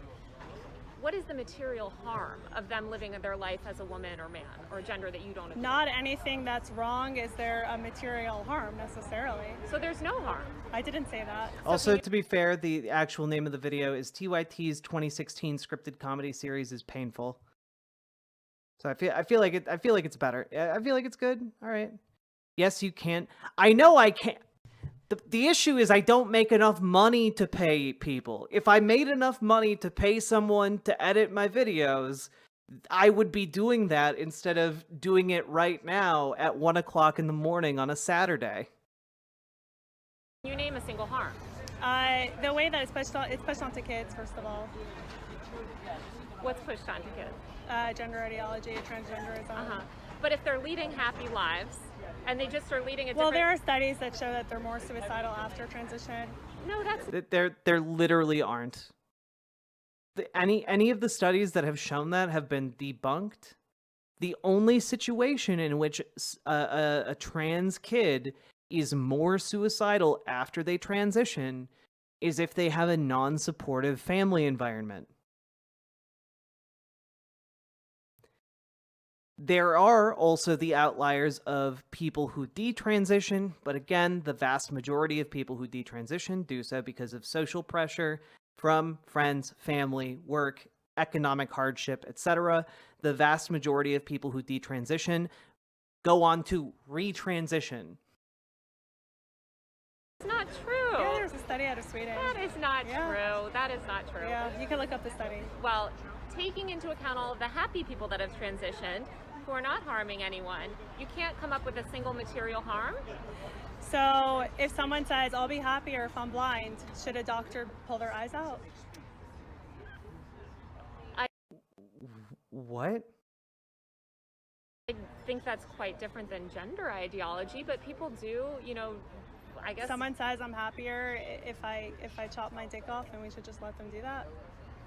I think, you know, there's a lot of gender-affirming care that women do, right?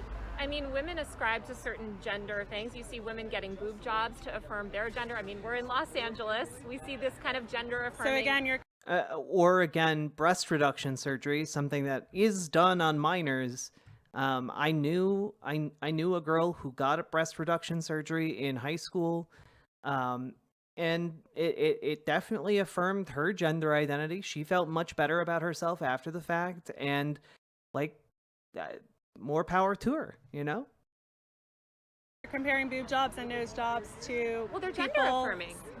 Buying into the lie that they could change their sex. Breast enhancements are gender-affirming for women. There's a lot of women that feel small-chested. They feel like it would be gender-affirming for them to have plastic surgery. And they're allowed to do it. And I noticed that you don't critique that. I guess I'm curious, Chaya, you know, there are a lot of people that have ideas about women, right? And about what makes a woman, right? What makes a appropriate woman? How should a woman, you're saying you're against people sort of like living lies or living outside this ideology that you've constructed. Some might say, look, we're both women over the age of 25 working, I certainly don't have kids, you know, they might consider that not okay for a woman. Do you think it's do you think it's okay for them to dictate how, you know, you live your life as a woman? Do you think it's up or sort of where does that line get drawn?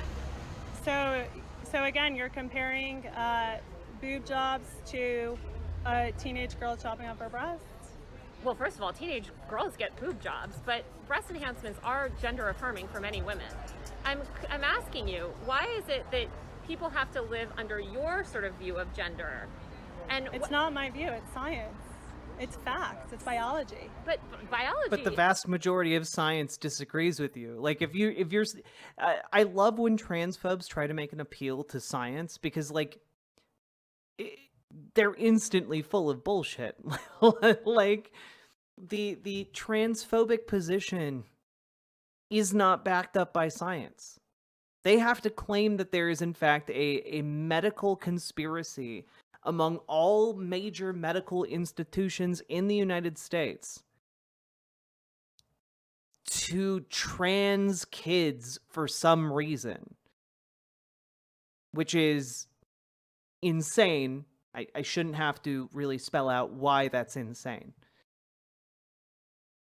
If we're talking biology, there's a spectrum of gender. There's people that are intersex. That is a rare medical condition that Yeah. has nothing to do with someone deciding that they could be the opposite gender.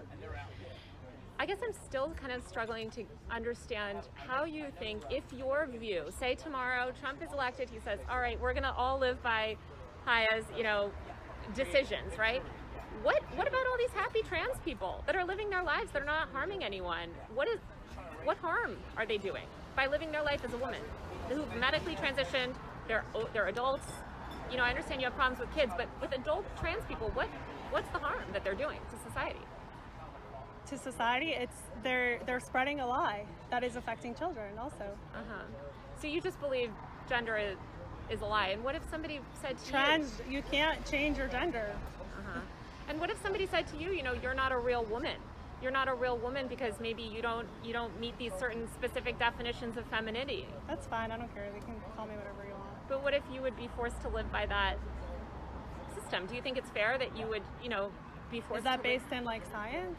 Well, I don't think any of it's really based in science. Well, it is. Gender is a sexes. social construct. Well, gender is actually made up. Exactly. Yes, we by agree on someone this. We by, agree. by a child predator.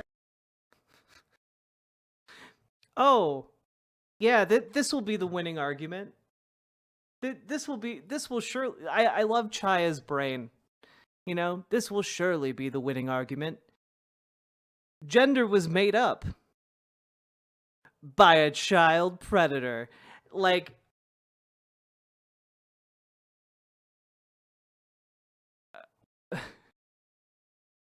oh, okay. So when you're called a woman, you feel angry because it's referencing child predation? What? This is insane. Hey, Snoogan. By a pedophile. We don't agree. Yeah. We don't agree on So he made up gender. Okay. I mean, all right. Let's just accept your premise. We should get rid of gender as a concept. We have achieved gender abolition. Welcome to the resistance, Chaya Raichik, the gender abolition resistance. God.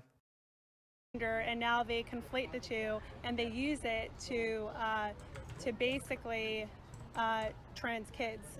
So there are actually two sexes, and there are zero. I want the follow-up to this to be like, so you think that if you read enough books about trans people, you would become trans?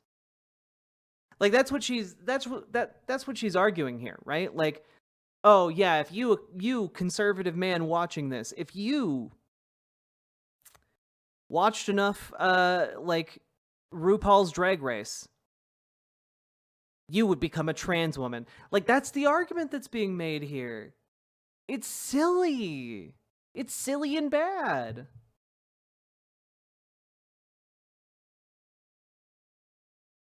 I watch Doctor Who all my life now. I can travel in time. Genders, and there are many personalities. That's what I believe. Okay. A lot of LGBTQ people say that your posts cause an enormous amount of pain. How does that make you feel? How does it make you feel that your reporting on me causes me pain? I feel sad for that, honestly. Yeah. So would you stop? No, I'm a journalist and you're a public figure. But I'm just talking about, these non-public figures, right? These non-public figures that are... Well, if you put yourself out there on a public platform, then you're kind of making So yourself anybody public. that posts on social media is a public figure, in your mind? If you're putting your videos out there with the intention that it should go viral, you want publicity. So if somebody's posting on social media which inherently posting on social media, you're looking for attention, right? You're saying that meets the bar for a public figure? I'm not a lawyer. But I'm asking your opinion.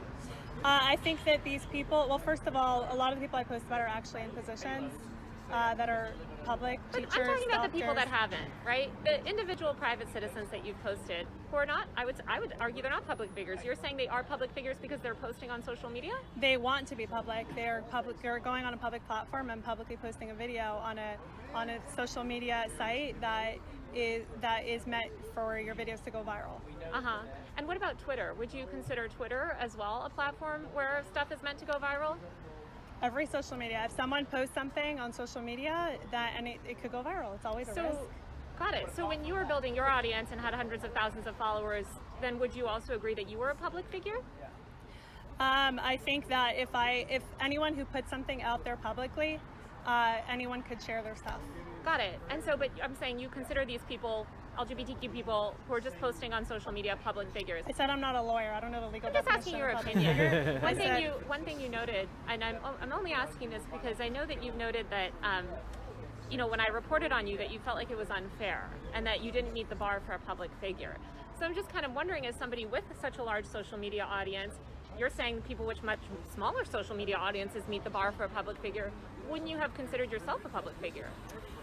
If anyone puts out content publicly, then that content could go anywhere. That's what I believe.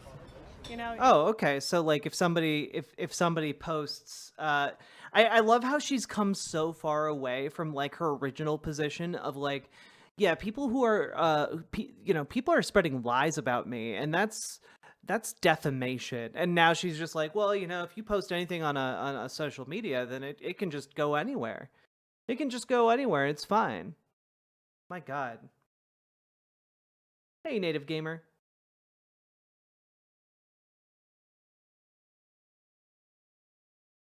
Does that mean she's read a trans book? She said she read several.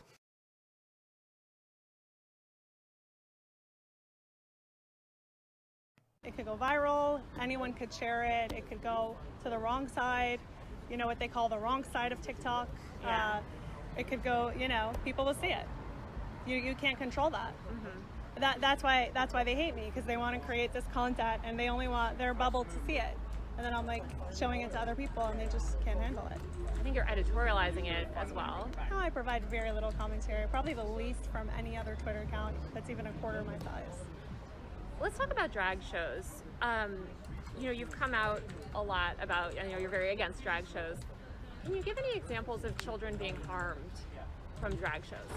Yeah, there was one where this mom was saying that her kid decided to be non-binary after watching the drag show, and then the drag queen helped the kid buy like new clothes to be non-binary. And you consider that harmful? Oh no. A kid decided that they were non-binary, and then a drag queen, out of like the goodness of their heart, like helped them buy new clothes. Truly getting clothes is harm.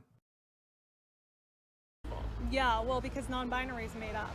Like there's no such thing as non-binary.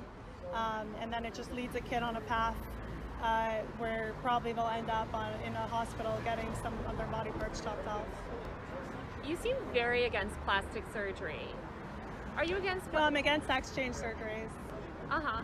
What about women that want to get their boobs done, want to get their nose done, want to get cheek implants? We're just going to go in circles. Well, I'm just curious. But it's good to note that you're comparing nose jobs to teen girls getting their breasts chopped off. Well, teen girls also get boob jobs to make their breasts bigger, right? So both are gender affirming in different ways. You seem very obsessed with one and not interested in the other. So that's kind of what I'm interested in. And I guess I don't really understand that, because both are gender affirming in different ways. I don't call it gender affirming care. I call it sex change surgeries for people who are sold a lie that they can change their sex. Uh-huh. Where do you sort of hope this will end up? Like all of this sort of the advocacy that you're doing. I know you said you don't have a 5-year plan for yourself, but what's if you were sort of like in a describe your platform, what are some things that you'd like to see, meaningful changes in terms of policies, laws? Oh, I want to eradicate gender ideology from public life. Oh, then why earlier did you say you didn't want to eradicate transgender people? Like, the only way you eradicate transgender ideology from public life is by getting rid of all of the trans people.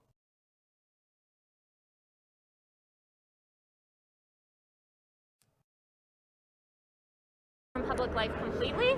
Yeah, the whole thing is built on a lie. Well, you certainly have a gender yourself. Gender ideology. No, I don't. I have a sex. Gender. Oh. Okay. So Chaya Raichik doesn't have a gender. Chaya Raichik is genderless, chat. I guess technically a gender? Perhaps?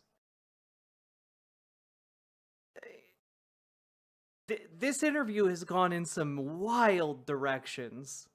My God. Would the term be agender?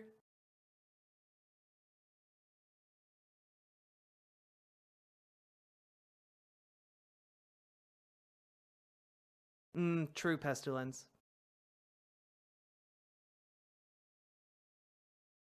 God. There's no such thing as gender. Okay. I said gender is made up. There's no such thing I as agree gender. that gender is... There's no such thing as gender. Okay, try and argue with the government forms that require you to list your gender. I'd love. Now, here's the thing, though, right? Like, we're guffawing at this interview, but keep in mind, she doesn't actually believe anything she's saying. You know, like, she'll say in this interview she doesn't believe that gender's real, but then she'll go about her day, like, acting as if gender's real, because she's not consistent on any one idea, you know?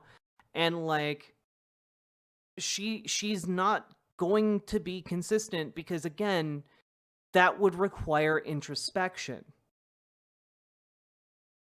That would require her to, like, examine her internal existence, her thoughts, and her actions and her words, and come to a conclusion about them, and she's not going to do that because she's a fascist. And fascism is antithetical to introspection. a completely social construct. No, it doesn't exist. It's Okay. there are zero genders. I have a sex. I'm female. There are 0 genders. Yeah. So you want to live in sort of a post-gender world where everybody can kind of express themselves through personality however they like. Well, that's what it is now. Uh-huh. But they're just calling it gender. So But your you know, problem there's is, males and females, and then you know, so if there's they were to, infinite. I'm just kind of curious here, and I'm Yeah. certainly not a gender scholar, so I'm not sure, you know, maybe somebody sort of posed this question too, but if people were to let's just say, you know what, fine, we eliminate male, female, non-binary, whatever gender, we eliminate that. We're all just people, or we identify by our sex. Would you still be okay with people, you know, wearing dresses if, you know, they appear to be biologically male, or, you know, women shaving their head, you know, things like that? Are you still okay with that as long as they're not calling themselves by a different name? Don't sexualize kids. That's what I'm against. But I'm just saying, like, you want to live in a post-gender world where there's no gender, right? And anybody can just have the personality and express themselves however they want. That's how it is now. These people who are calling themselves a different gender. But I'm It's just saying, made up. you're They're not right, really and your issue is with the language around that, right? So I'm saying, let's eliminate the language. All right, do you support people, adults? Let's just talk about adults for the sake of, you know, this discussion. Do you support those adults having bodily autonomy, dressing, acting, you know, painting their nails or shaving their head or doing whatever they want to do to express themselves? I don't care if a guy wants to paint his nails. So you don't care about... Leave the kids out of it. Don't sexualize the kids. Don't confuse the kids. So speaking of sexualization of kids, you know, I think one group of young people that's constantly sexualized... One thing I really want to give Taylor Lorenz credit for is knowing when to change off of a question. I feel like this would be a very tedious interview if she tried to nail Chaya down on any one of these points. But after like asking like a couple of different times on one topic, a couple of different ways, like Taylor just moves on. You know, and I think that that's wise. That's a wise maneuver in this type of interview. Mint Medium, thank you for watching the last 3 streams. Is young women. What are your thoughts, and why haven't you, I guess, come out more against some of the sort of sexualization of young women, especially in the right-wing media ecosystem? There's a focus on youth in women. There's a focus on sort of women under 25, women losing value with age. This is stuff, you know, that's been I'm a platformed on the woman Daily Wire. in the conservative movement. I never once felt sexualized. You've never felt sexualized yourself, but I'm saying, why don't you speak out about sort of sexual abuse in the straight world, I guess? So you just changed topics. No. I'm saying, like, you're saying we're against the sexualization of kids. Yeah.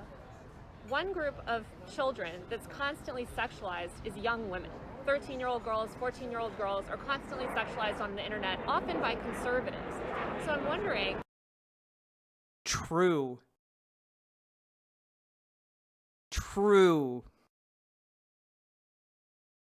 This is very true. And not only that, like, I've seen this happen to people I know. You know, like one of my memories from being a kid was like walking down the street with my cousin.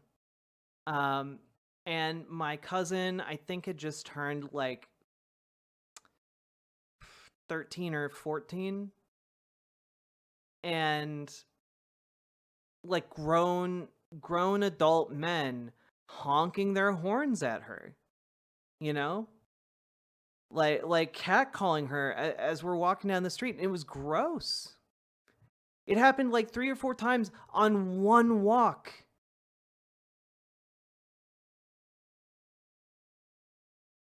It is so normalized in society that it just will happen like crazy.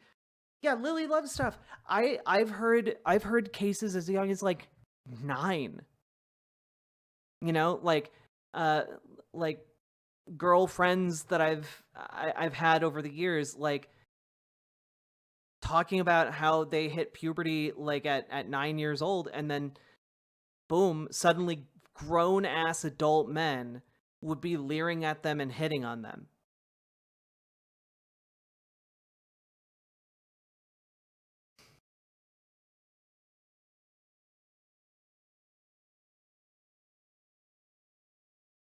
It's disgusting, and it is very much normalized, and it is also very prevalent in conservative circles.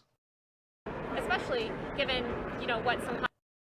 And I think that it is not that big of a stretch to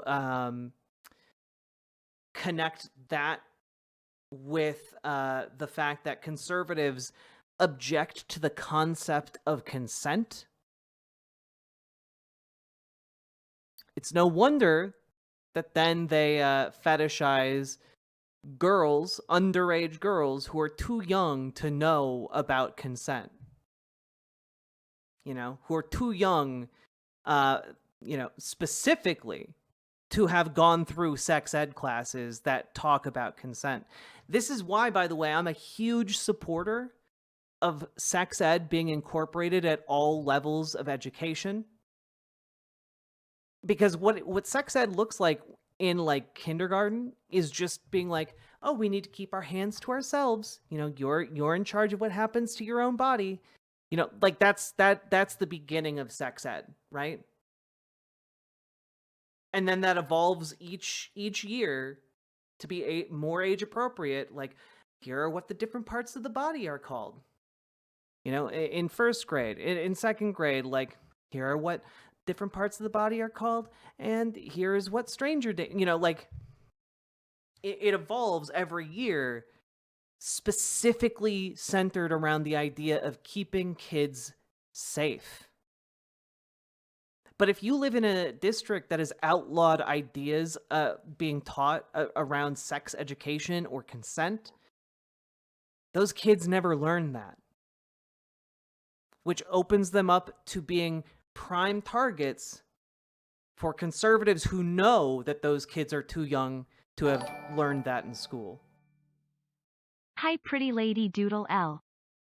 Doodleburb, thank you for subscribing over on Twitch. I appreciate it. Thank you for being one of the non-transphobic chatters today. I appreciate you and hope you're doing well. Here we go. Commentary has come from like people at the Daily Wire, for instance, right? They've made comments about young women, women losing value with age, which is kind of a pedophilic ideology. Yep. Why not speak Yeah, out no, on this? the ideology of like women losing value as they age, by the construction of that thought or idea, values the youngest possible women, right? Up to and including underage girls. Which is partly why, like, a lot of grown adult conservative men are like ogling like 15-year-olds, 16-year-olds. It's gross, it's disgusting, but that is the society we currently have. And I'm a very big proponent of changing that. And yeah, I hope you all are too. Jesus Christ. I've never seen that. I have no evidence. You've never seen young women getting sexualized? I focus on kids. And you've never seen young girls getting sexualized? I've seen young girls getting sexualized. I'm referring to the Daily Wire thing. I can't answer Okay, for but that. but let's just talk about young girls. Why don't you speak out about that? Why don't you speak out about sort of heteronormative cisgender men, traditional men, sexualizing young girls, young female girls? I speak out about the sexualization of kids. But you don't? Proof that I'm not a transphobe. KiwiBurb, thank you for the $5 dono. I appreciate it. But like, yeah, I think Taylor Lorenz actually has a very good kind of gotcha question here, which is like, you're constantly talking about how you care about the sexualization of young kids, but like, you never talk about the most common way that young kids are sexualized.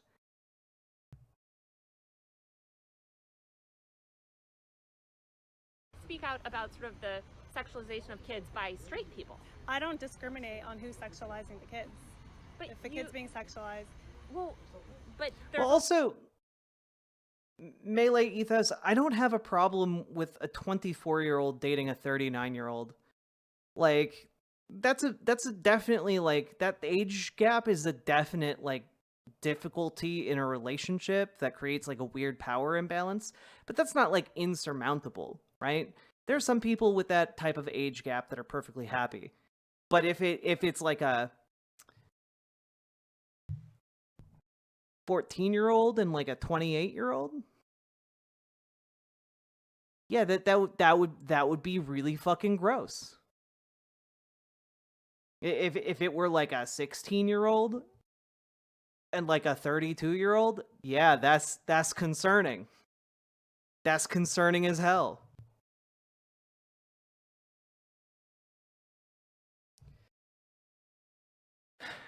$28 and $18 is also a problem. Again, there has to be like a cutoff somewhere. Like, yeah, it's definitely problematic, but like, there's a cutoff somewhere. At 18, you're a legal adult. You can go and join the military and like get blown up for the imperialist agenda of the United States. Yeah, you can also make poor decisions about who to date. Like, obviously.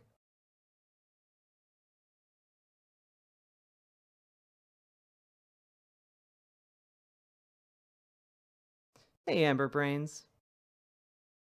Oh, yes, Pinfold. That's a good one, too. The conservative fascination with virginity as a concept. Yeah. Yeah.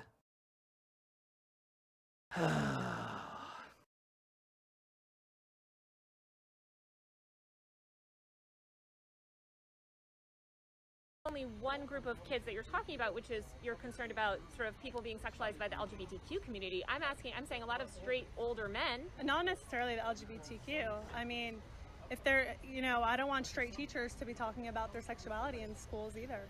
So you wouldn't be okay with a straight teacher. Man, that's weird because I've never seen libs of TikTok highlight like a teacher who's talking about how they just got married to their students if it was a straight marriage. I've literally never seen libs of TikTok make an issue of like a straight teacher talking about being straight. Or, for instance, discussing their marriage. I think it's weird. Why would someone discuss their marriage in a classroom? Honestly, I don't know. You were a teacher. I feel like teachers sometimes do that, I do think that there is a sexualization of children from straight couples. I mean, I know that I went shopping for a friend recently to find little baby onesies, and when you're looking for little boy baby onesies, a lot of them say, where's my mommy's tits, or whatever. You see these kind of, I would say, sexual innuendo on babies' clothes. I've never seen you post about that. I've never seen you post about sort of sexualization from the straight community, I guess. I don't discriminate against who's doing the sexualization.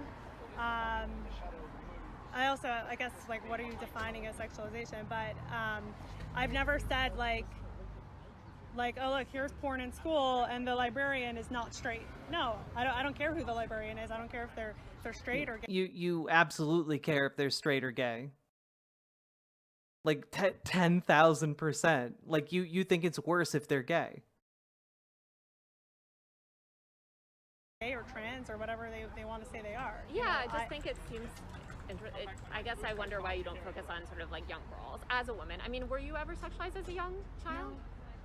I find that interesting because I think all women kind of experience that, although it depends on your community.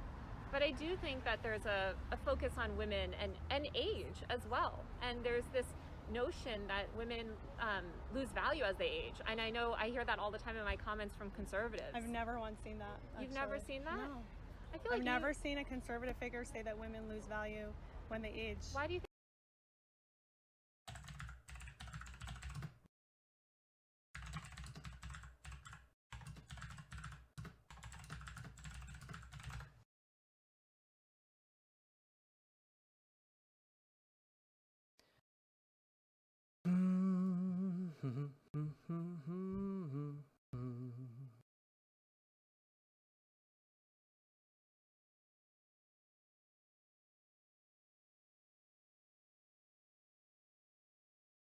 Let's see.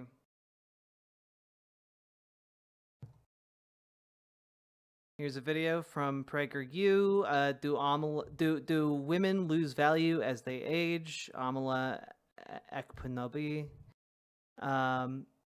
Women lose their value the older they get. From Adam Sosnick. Oh, look, there's Adam Sosnick and Pearl Davis. Interesting.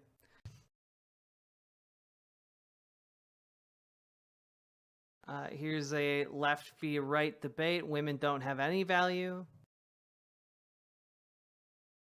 Baby, it's time to sell. Here's the Saucecast with Adam Sosnick. Adam Sosnick, by the way, is the guy from the Valuetainment show with Patrick Bet-David. He's the he's that weirdo who interjects a lot. Yeah.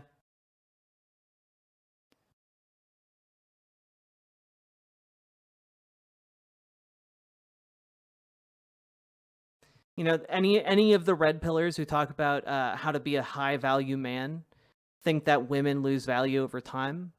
That's a pretty common position for them to have.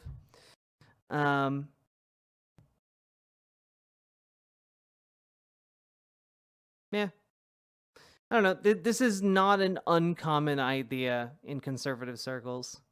I just typed conservative women lose value as they age as the Google search. Not the most scientific method. I think there's such an obsession about women and ages then. Women, I've never known there was an obsession. I don't know. Really? Yeah. Huh. Women and ages? Yeah.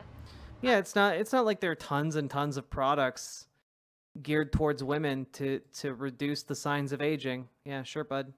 There is a notion, especially platformed by conservative media, that women lose value as they get older. You see this espoused constantly when people are talking about reproductive capabilities. Oh, her eggs You're are saying dried when up. they promote like family values, like, oh, you should get married and have kids? Is that what you call sexualization? No. I'm talking about more derogatory remarks made against women and their age. I bring it up because I think a lot of your fans seem to obsess about women and ages, and so it's misogyny at its core, and I never see you speak up about that. So I was just kind of curious about. Yeah, I mean, I guess I'm wondering like why you don't speak up about the sexualization of kids. I don't think it's a problem. I don't see as much. If I saw an example of a child being sexualized, of course I have a problem with, certain things. I will actually, I will say. So do you think we should give kids porn in school? The images of like gay sex?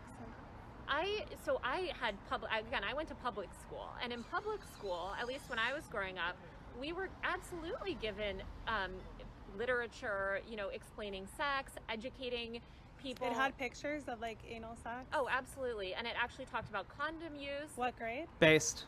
God, I mean, I don't remember, but certainly probably middle school. I think that's when we had sex ed. So you think like books like Genderqueer, This Book is Gay, we should give that to kids in school? I have not read those books, so I don't know. But I do think that it's important to educate kids about sexuality, if nothing else, because I have spoken to women that were abused sexually when they were young, very young. And one thing that they've told me is that they wish that they had the language to talk about it, and they weren't educated. They grew up in I only know two that I've spoken to about this, but they've grown up in sort of societies where they weren't very educated about sex ed. They didn't receive sex ed in class. They went to a Catholic school or other sorts of schooling. And so I do think it's really important for kids to understand sex, because as we all know, a lot of teenagers can be sexually active, and I think sex education is important to promote, healthy attitudes, healthy understandings of sex. I mean, these are human bodies. You can't just expect to send kids off at 18 with absolutely no sex ed and then think that they can function in the world. So we should give kids like pictures of gay sex in middle school. Yeah, you need to give them diagrams and pictures so that they understand what sex is. That is part of sex ed. And part of the reason you need to do that, you need to introduce sex ed early enough that the vast majority of kids aren't sexually active, so that when they become sexually active, they're able to stay safe. That's why you introduce it early. And then you build on concepts like consent to make sure that kids stay safe, aren't abused. We know from some of the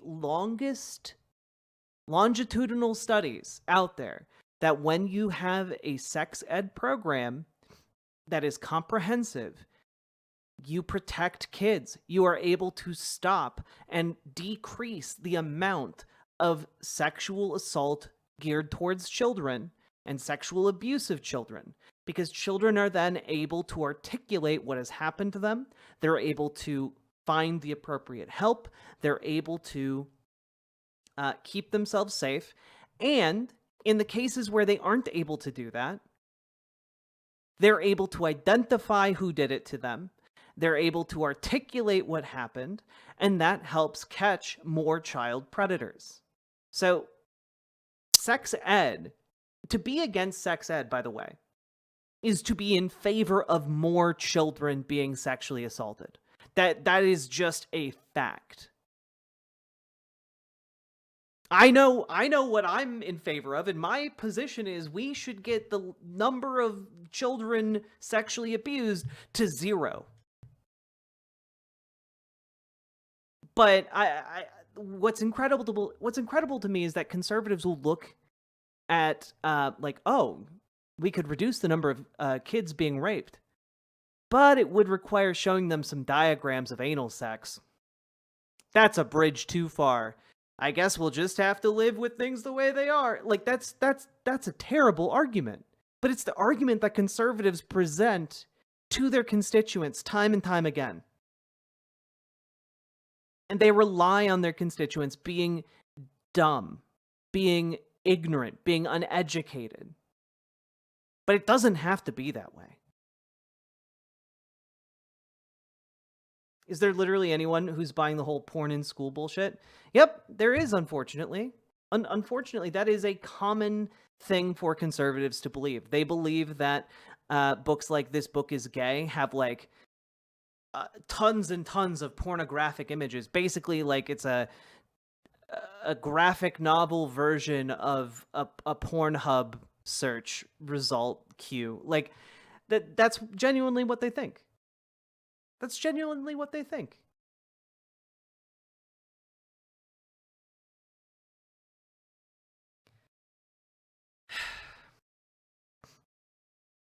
Well, and that's the thing, Derp G's. I don't think conservative talking heads or conservative politicians actually believe anything. But their base does, you know? Actually, elementary school, some of them. I guess I'm wondering what you consider that. I think. Do you want to see a picture? Well, I don't know, but I mean, are you talking about the ones that you've posted on your Twitter account? Yeah. I guess those don't look like what I received when I did sex ed, but I think sex ed is important because it actually helps. So you didn't have those types of things when you were in school? Oh no, we had sex ed. I'm saying the images I posted on my Twitter. Did you, when you had sex ed in school, did you not get books with graphic with imagery? pictures of gay sex? I remember. I don't remember how old you are, but I grew up in the 90s when HIV and AIDS was a big thing, and we certainly learned about gay sex in school. So those pictures I posted on my Twitter, Yeah, you should learn about gay sex because you need to be able to stay safe from STDs, from predators, from people trying to coerce you into sexual situations. Like if you just don't know about sex, it leaves you wide open to all kinds of damage.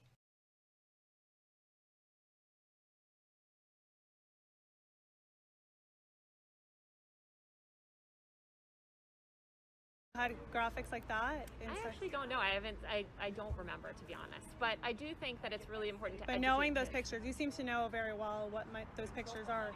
Do you think that? I don't. I've seen. Oh, you kept referencing it. Well, I've seen you post things, then but I don't pull know. it up. What? But I think, yeah. I guess I feel. Because we need to put this into context. Yeah. Well, we won't know the context, of course, because we don't know the context of how those things are being taught. Oh, so we could give kids like pictures of gay sex as long as it's in the proper context? I don't know. I mean, it's up to the educator to determine, right? I don't know. I guess I'm kind of curious, Kaya, why you sort of focus so much about the LGBT. You keep mentioning gay sex, but you don't mention straight sex.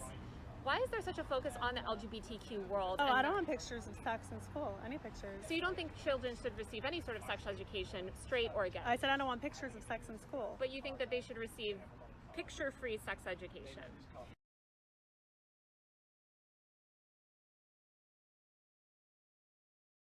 But part of the issue is without the pictures, it's a lot harder for them to learn. Like, what do you want? Do you want teachers graphically describing like a vagina to their students? Like what? My God. No, I think we discussed this earlier. Okay. Yeah. I'm curious kind of how you're thinking, when you think about the way that you put out content and the way that you think about growing your media empire. Here, this is a blowjob. I don't know what book this is from. Gender. My God. How like Chaya Raichik is like insane.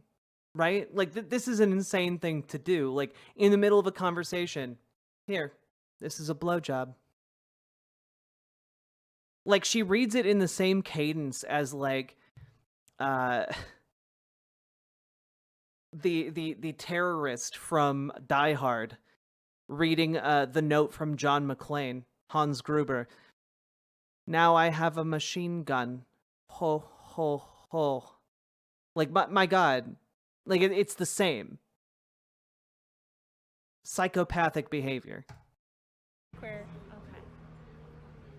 So should this picture of a blowjob be in elementary schools? I've never seen a book like that in elementary schools, but I have no... Also, not a blowjob. It's an image of, like, a strap-on. for an educational purpose.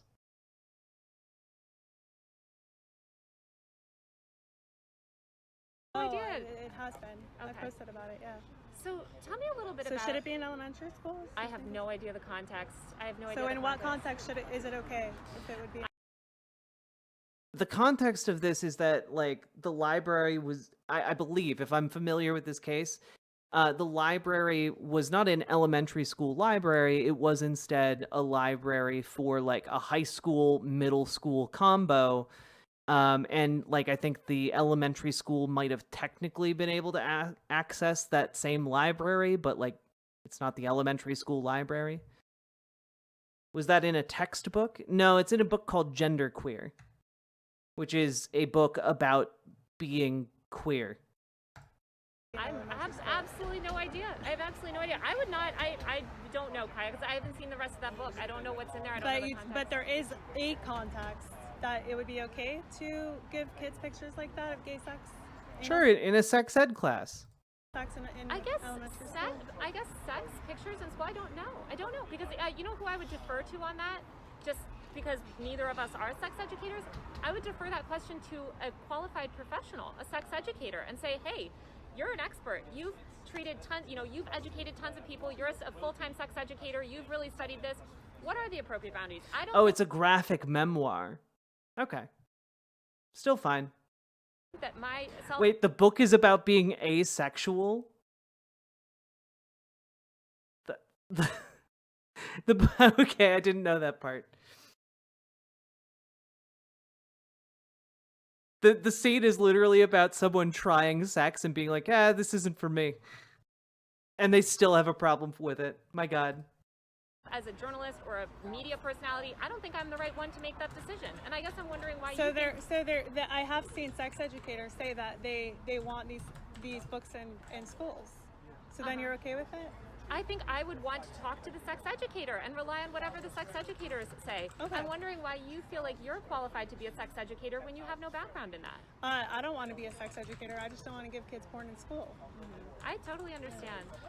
Tell me a little bit more about sort of, just to change topic, about your content world. You put out a lot. You've got a whole staff. I have to say, again, look at the things got a little bit heated there. But Taylor Lorenz is really good at this. It got heated, but then she just changes the topic and returns to like the normal, friendly, conversational tone. This is very, very well done.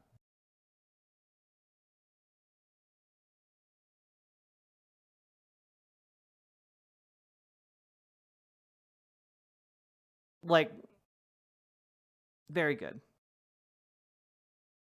Staff now. How do you see your business growing, and what areas would you like to expand into? I'm not going to get into my business strategy. Do you see yourself? I've noticed that you've been doing more video content. Are you leading harder into Rumble? I like doing video content. Do you have a partnership with Rumble? No. Would you? Maybe. What are your thoughts on sort of the way that Twitter has evolved? I love Twitter. It's the best. I love Elon. Elon rocks. Have you spoken to Elon? Saved free speech. Not like on the phone. Have you talked? Would you meet with him? Yeah. What's been your like kind of criticism of Elon, because you're like outspoken against Elon? I'm a huge supporter of free speech and free expression, and I haven't liked the way that Elon has kind of arbitrarily banned journalists. I think that's a little concerning. Who did he ban? Oh, many. I mean, he banned, I think he banned Tyler Brown, the researcher. He banned, obviously, myself, Drew Harwell, other journalists. So how do you feel about all of the conservatives that were being banned left and right when Jack Dorsey had Twitter? I'm of the personal opinion, and I've said this on Twitter and many times, that, look, it's up to every private platform to set their own community guidelines. I'm not a huge believer in permanent bans. And I've always said that. And I defend that in the sense that these platforms evolve and people's usage of them evolve and people evolve. As you just said, you were a completely private citizen 5 years ago. You had no political ideology. Now you have a political ideology. You're a very different person. So when I got banned from Twitter, you were upset at that? Like you thought that was wrong? I don't remember you getting banned from Twitter. I got banned a few times. Not permanently, but previous to Elon. Yeah. my feeling about any bans is that there should be a path to redemption, should you say. That doesn't mean that I don't think that it's in the right prerogative to ban people for 5 years, 10 years, whatever. I just personally feel like if you're going to issue lifetime bans, you should give people a path to abide by community guidelines. If you join back on and you break community guidelines again, look, that's on you. But personally, I think that, you know, that's just my belief, and I've talked about that for years. I think that there should be a path to abiding by. If somebody says, hey, look, I know I broke community guidelines, I know what I was posting was wrong, and in sort of violating those rules, I could see tech companies allowing that back. And actually, that's what Elon has done, right? I mean, he reinstated all those people that were permanently banned. Elon is the greatest free speech warrior, I think, of all time. Okay. Well, I'm trying to think what else. I feel like I've gotten through Yeah, most I think of these that's things. it. I think we're good. What else do you have going on? Nothing much, you know. I'll just continue making fun of the media like I do best. I still can't, I don't think you answered me to begin with, but what are some of your favorite media outlets? I said I like independent journalists. But who? Like some of the people I follow on Twitter have the best news. Like who? Like who are your top 3? I would say, first of all, I love Daily Wire. Of course. You know, I like Ben Shapiro, Matt Walsh. Ooh, you know, it is actually kind of fascinating that the Daily Wire hasn't tried to make her an offer. I feel like she's somebody that they would want to get on board just for like the clout she would bring. Even though she would obviously make terrible content, and also like I imagine they haven't reached out to her because like she's an enormous like legal liability with Libs of TikTok. I like everything they do. I really like Jack Posobiec. Shout out to Jack, he's great. I like Mike Cernovich. He's cool. Ah, yes, Mike Cernovich, the guy who popularized Pizzagate. Cool. Who else is there? Yeah, there's a few others. Are you still on Substack, by the way? I know you had a Substack at some point. Yeah. What are your top media place for news? 404 Media. Love 404 Media. Are you familiar with them? No. Great website. Independent journalists. Walter Bragman, who does Important Context. Great Substack writer. Huge fan of his work. God, there's so many. Matt Bellany, Lucas Shaw, Julia Alexander. Yeah, great people. Yeah, I'm trying to see. I feel like that's it. I'm just trying to think. Let's get an Uber and get out of here. I'm gonna order an Uber. Awesome. All right, let's make sure. Let's see. I know. Sorry. Thank you so much. Let's see. Oh my God, I think this. Do we not died. see her Oh my stand God, up? wait, let's see. Hopefully. Oh man, I wanted to see her outfit so bad. Like pictures of it were going around on YouTube. Not YouTube, on Twitter. Ugh. Maybe I can find like a picture real quick. But yeah, Libs of TikTok. Again, these people are not intelligent. They're not smart. They're just able to, for whatever reason, luck, positioning, nepotism, they're able to get into positions where they're able to leverage their bigotry into positions of power. That is essentially it, right? Like it's okay for her to be a no talent hack. It's okay for her to be like completely unintelligent because that's not what is important for her role. And in fact, those aspects, if she possessed them, would hinder her from doing her job, you know? Do we have a picture here from the past day?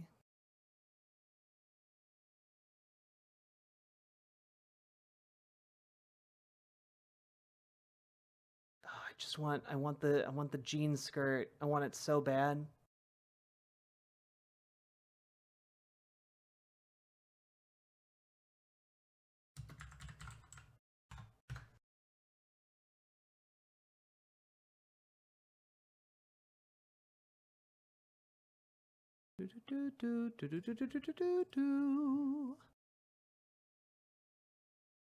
No one's talking about the denim skirt.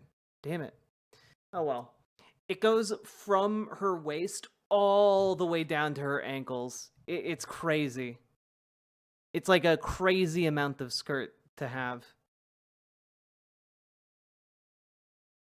What's this? Rod Sims, the former head of the ACCC, says that we have one of the most concentrated supermarkets in the world. Is he lying? It's not true.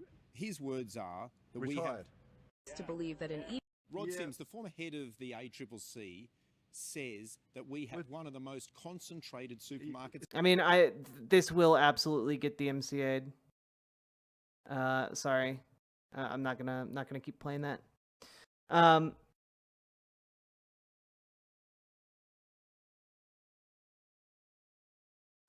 Can someone please convince me that interview actually did anything for us whatsoever? It didn't really do anything for us. It was mostly, if I'm gonna be honest, it was mostly a bit made me feel a little bit better, I guess. Like, I like having confirmation that my opponents are evil and dumb. I feel like it helps knowing that when it comes to fighting them, you know? And I guess in a profession or a position where like social perception matters a whole lot, you know, being on social media and such, like her doing a face-to-face interview and getting absolutely lambasted for an hour straight, while being completely inconsistent, that's only good. I don't know how many people or if any people will be brought over by it, but it will, I think, lead to a lowering of libs of TikTok's, you know, social stock, you know. I think people will put less credence in what she has to say as a result of this, and I think that's generally a good thing, you know. I think that lowering her level of clout, pointing out all of this, making it really apparent that she's like a demon, I think it paints her as a very serious threat, and I think that's good, because frankly, too many people in America just don't recognize the threat, you know, that we're under from conservatives.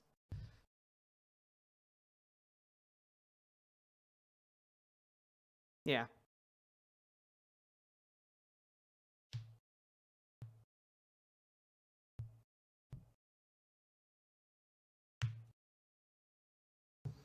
But I did finish another couple thumbnails that I just didn't put up on screen. Here's Matt Gaetz, no good, horrible, terrible, horrible, no good, very bad day. And cop almost kills someone over an acorn. Scary acorn with a knife peeking around the corner. I think they're good thumbnails. I like them.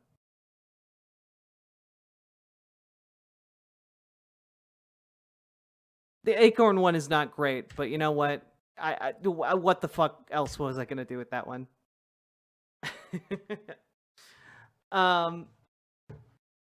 Folks, we have now been going for almost 3 hours. Please hit the follow button on Twitch, hit the subscribe button on YouTube, hit the like button on the YouTube stream. Seriously, whenever you guys hit the follow, the subscribe, the like button, it helps. It helps the stream a lot. It helps my channels grow. Helps across the board. Helps the videos get out to more people. So please hit all those buttons and consider dropping some subs or donos, because those are what allow me to continue making content. We're not one of these high-rolling, highfalutin 10K large channels yet, okay? But we're gonna get there. Just need your help to make that happen. Do we got any Oilers Do we have any high rollers? Low rollers? We're gonna be bigger than Hassan, baby, but I need your help. Hi there, can't sleep, hopping around trying to find something to watch, and I have happened upon someone who actually sounds like their brain is in her head. I just wanted to say I am so jelly of your hair color. Not in a mean way, just in a way that I wish so badly I could pull off. Red Libs of TikTok is crazy. So glad to hear people pushing back. H2, I genuinely have no idea how to say your name. I'm just going to call you H2. Welcome. Hope you enjoy your stay here. Generally have my head screwed on pretty all right. And, yeah, doing the best that I can.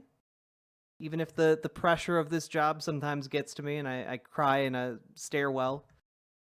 Also, don't be sorry about taking up chat real estate. Never be sorry about typing in chat, okay? Know several low operators who have large social media accounts, borderline brain dead emotionally. Shocked Libs of TikTok is such a large platform. Well, the thing is, she has such a large platform because it's been given to her, you know? It is, people deem her platform worth setting up on a pedestal. And by people, I mean conservatives, right? So I think it is good to erode that pedestal, because eventually if it erodes enough, it will topple over. It'll fall down, you know? It's true, lots of money in the chud grifting sphere. Maybe one of these days I'll switch sides. Make that mad bank. Why, Riverboat Jack, why I left the left.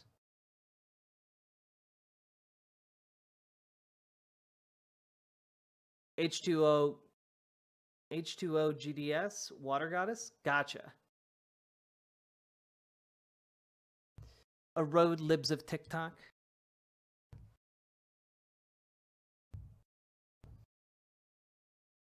If you do that, Jack, I'm going to give you such a pinch. I'll deserve it. Clipped? No! A pinch, I say. No! There isn't room for two trans chuds. That's true. Like, I know that there are several that are, like, attempting to position, but, like, Blair White... We all know Blair White is, like, the one true conservative trans lady. You know, Buck Angel, the one true conservative trans man. Don't pull a Melanie Mac. Oh, God. Rest in peace, bitch. Did you see who spoke at CPAC? Melee and Bukele. And last year, Orban were moving into theocratic fascism. Oh, yeah, absolutely. There's nothing that they love better at CPAC than, like, a fascist dictator.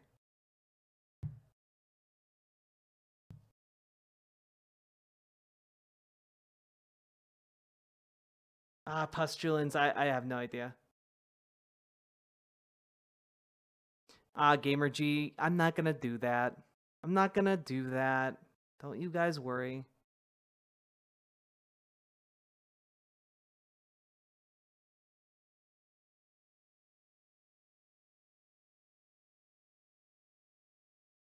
Yeah, they gave up on kicking out the Nazis at CPAC this year, which probably tells us something that isn't good.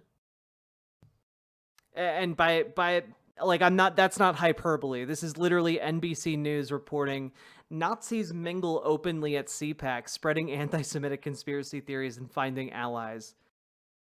Like, the fact that this is so normalized is insane.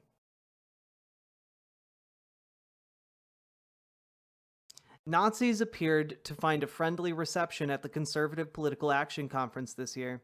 Throughout the conference, racist extremists, some of whom had secured official CPAC badges, openly mingled with conference attendees and espoused anti-Semitic conspiracy theories.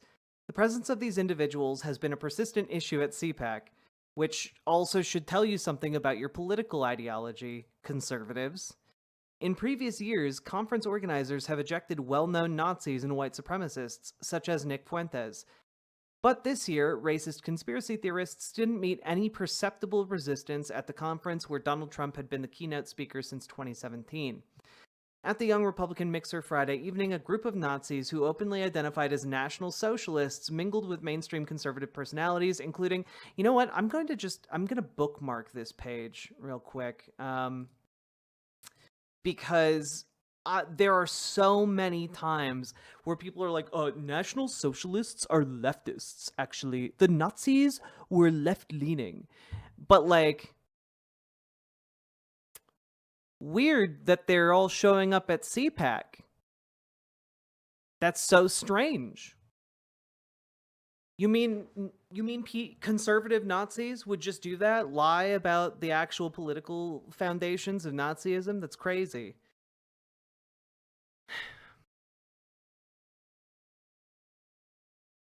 Let's see, a group of Nazi openly identified as National Socialists mingled with mainstream conservative personalities, including some from Turning Point USA, and discussed so-called race science and anti-Semitic conspiracy theories. And folks, we're going to come back to this. Just keep in mind Turning Point USA race science, okay? One member of the group, Greg Conte, who attended the deadly 2017 Unite the Right rally in Charlottesville, Virginia, said that his group showed up to talk to the media. He said the group was prepared to be ejected if CPAC organizers were tipped off, but that never happened. Another, Ryan Sanchez, who, is definitely like a Nazi, who was previously part of the Nazi Rise Above movement, took photos and videos of himself at the conference with an official badge and touted associations with Nick Fuentes. Other attendees in Sanchez's company openly used the N-word. I mean, this is where we're at now, guys. Like, the brown shirts are here. The brown shirts are here. Make sure that you're ready for them. Okay? Well, I don't hate you, Lady Raincloud. You're nice, and I like you, and I'm sorry you're going through a lot.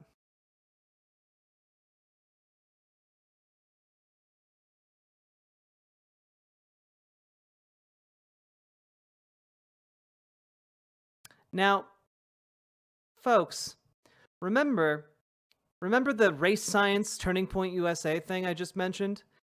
Well, guess what?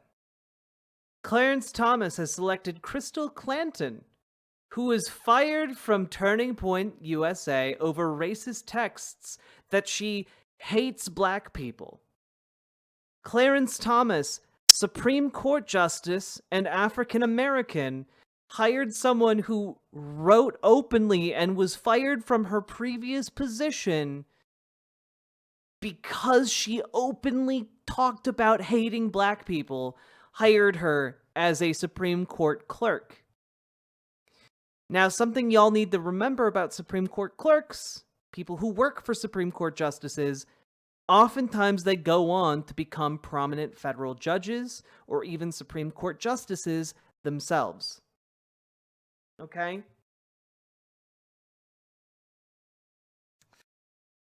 The Antonin Scalia Law School at George Mason University has announced the selection of a graduate as a U.S. Supreme Court clerk, the third since 2021.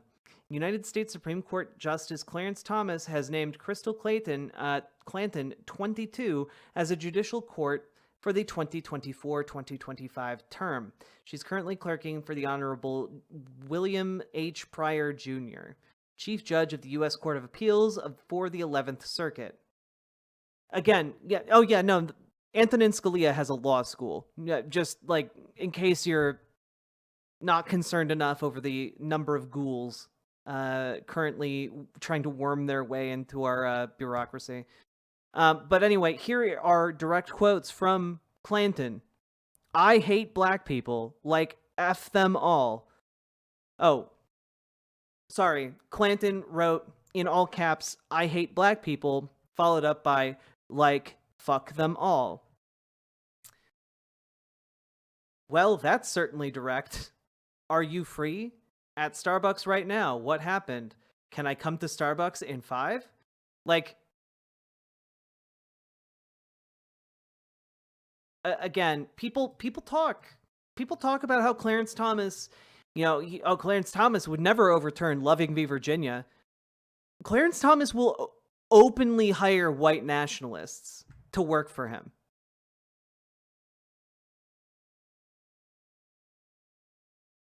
Like, he doesn't care. As long as he and his are kept insulated from the effects, he doesn't care.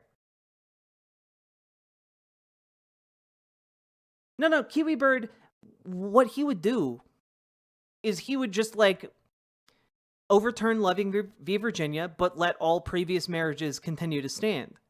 You know? It would just be like, oh, we all climbed up the ladder first, but fuck all y'all at the bottom.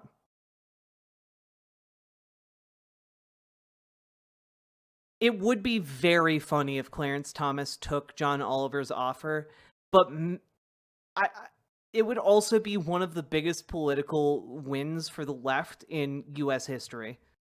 Unironically.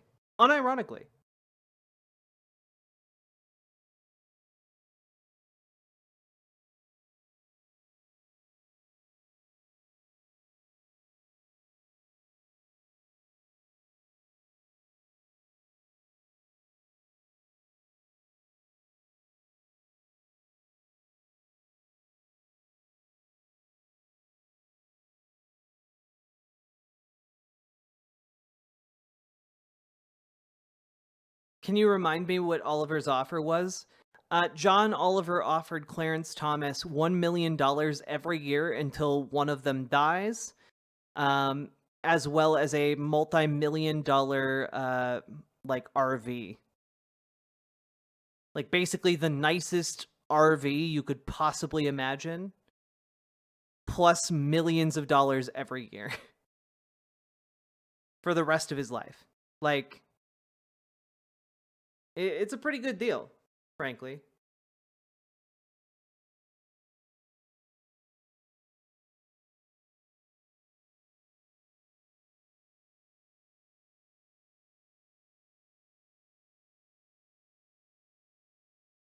If Thomas stays on the court, Harlan Crow probably offered $2 million a year. Probably.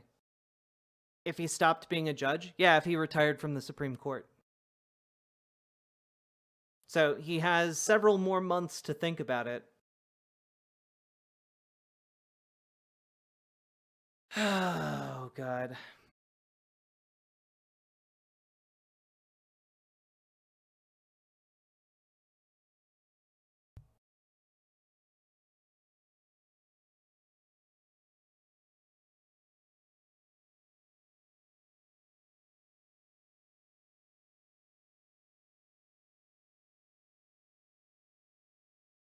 How y'all doing, folks? How you doing? Also, we've now officially been going for 3 hours. Again, consider dropping those subs and donos, and consider hitting all those buttons that help the stream. It's what makes this all work, guys. We got 69 likes on the stream, though. Nice.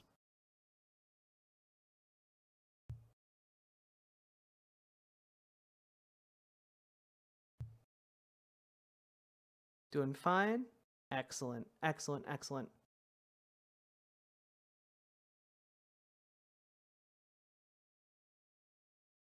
Munching my breakfast? Hell yeah. I am so exhausted. Let's see here.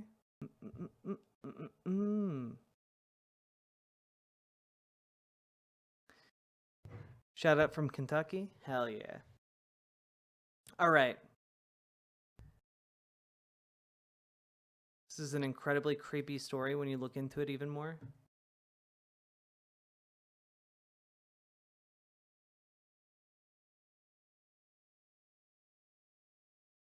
I'll look into it more off stream, I think. I don't have the spoons for that right now. All right. Folks, now we're moving into experimental territory. Apparently there's a group of dudes called the Sidemen, and millions of people watch them on YouTube. I've never heard of them before, but they had a video called Sidemen Debate Club. And I stumbled across it because occasionally I just occasionally I just search on YouTube debate and like look at like the top 30, 40 results for like the past month. And this was on there. And it's about a 24-minute long video, and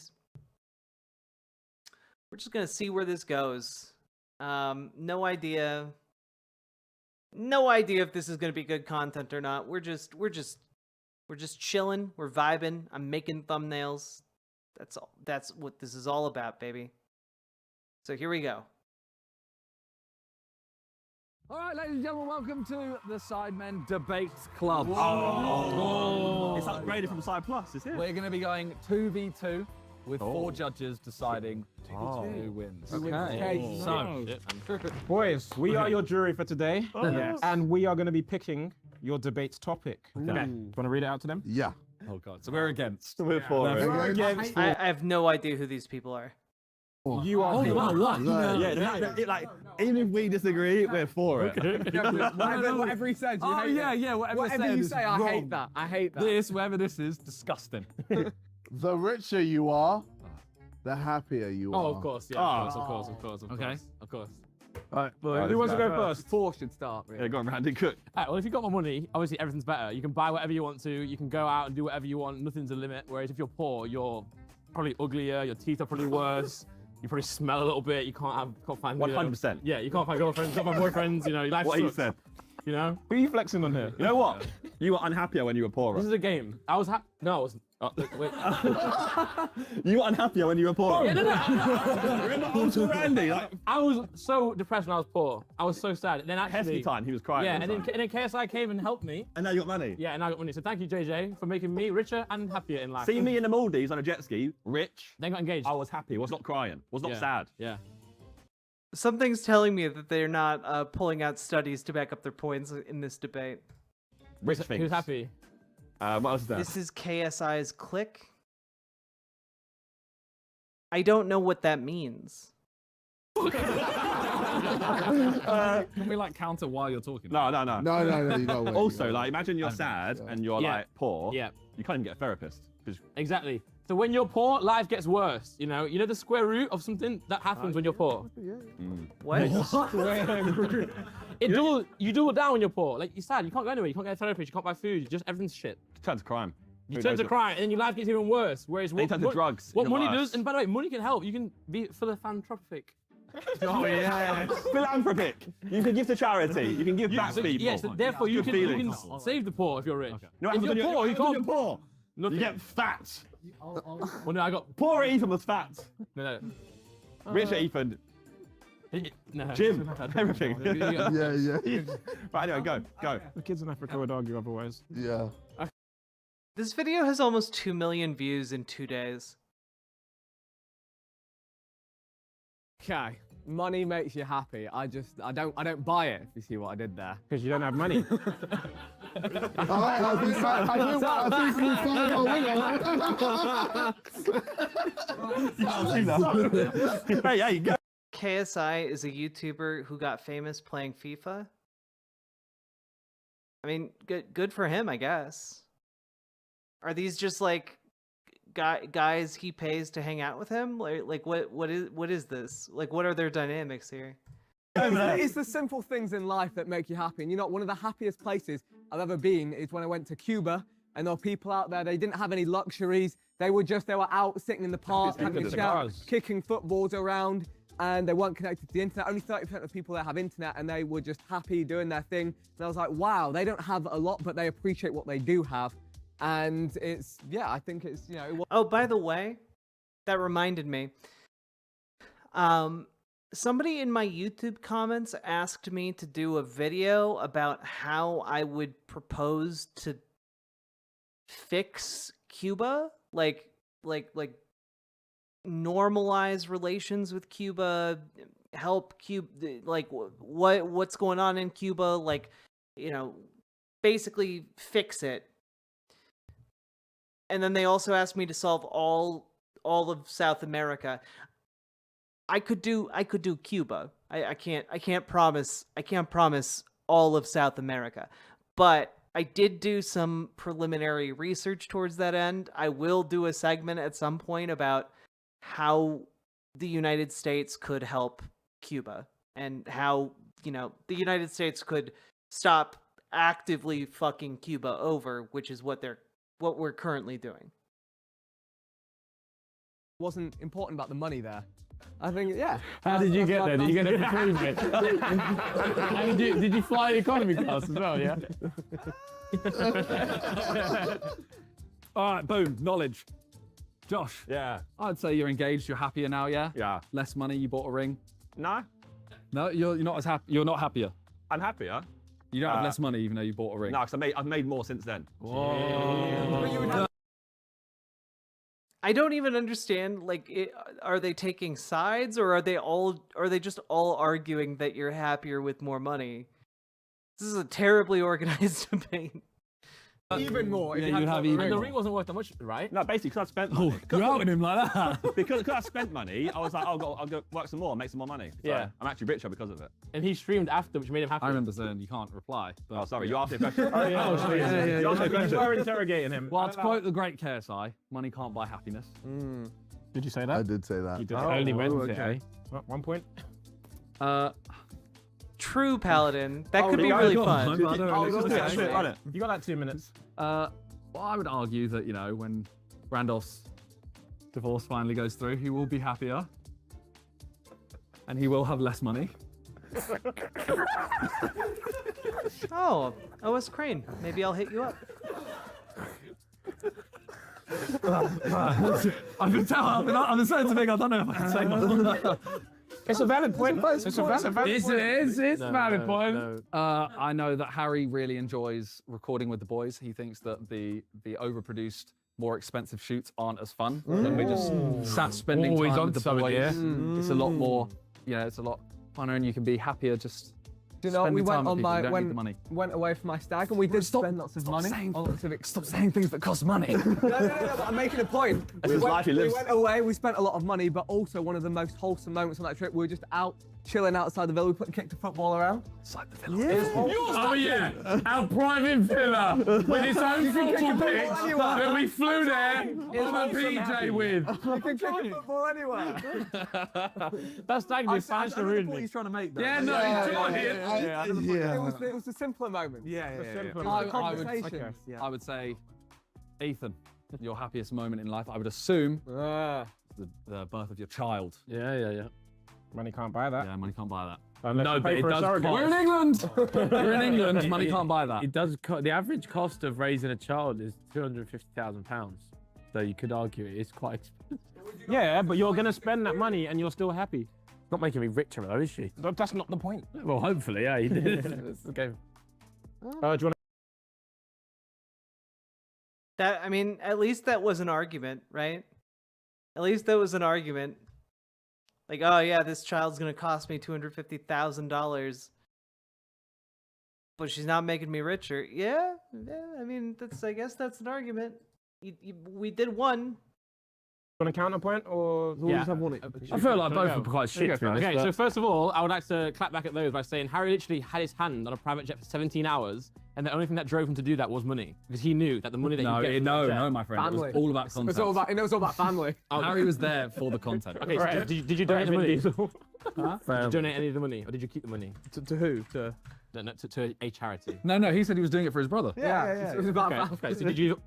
Did you give your brother money? I did. And did that make you happy? I was like, fuck, I should have kept myself, but yeah, like, no. But that money gave you and your brother happiness. Okay. Yeah? Yeah. Ethan, as well, having a child is expensive, you know. You can buy whatever she needs. If she needs milk, you can get that. You can source that. If she needs nappies, you can source that. You can get 3 or 4 different prams for Faith. What she wants. Yeah, why is your hand? Gun fingers in a No, bro's talking Gun about. fingers in a court. I'm preaching. I'm like God. Bro's now. going right now. Yeah. Whoa. And I'll also argue the divorce, by the way, Simon. You've Clap back lost. At you. Oh, gosh. I love God. You're gone. I do love God. Right. Okay. keep going. The divorce is actually motivating me to work harder and earn more money, because I know by having more money I can do more frivolous things and then also give my daughter more. Now that the divorce is over. Well, it's not over yet, but This bringing up the divorce made it take a weird turn. This is like a shit version of Jubilee.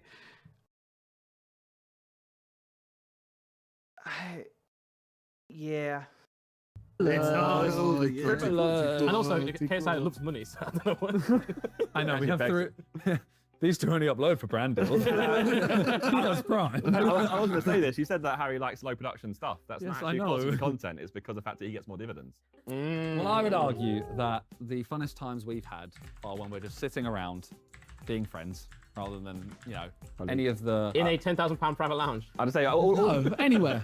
Anywhere. A lot of best memories are very expensive places. Do you know what? Also, when we do a Sidemen filming trip, the cheap team, often the footage is more entertaining because they go off the energy. Cheap you know? team is always It's true. Iron It Appa is was true. Iron Appa every single... Then why do you celebrate when you get on the good team? Because you have to. It's for the content. Because for the content. the idea of it is better than it actually being. Yeah. At that point, you big it Why up. are so many rich people depressed? Ooh. Finally, Because they have a therapist to find out that finally, someone asked a decent question. Oh, so many poor people living in poverty. Because they're poor. What does that mean? It makes sense. It's a massive why so many poor people live.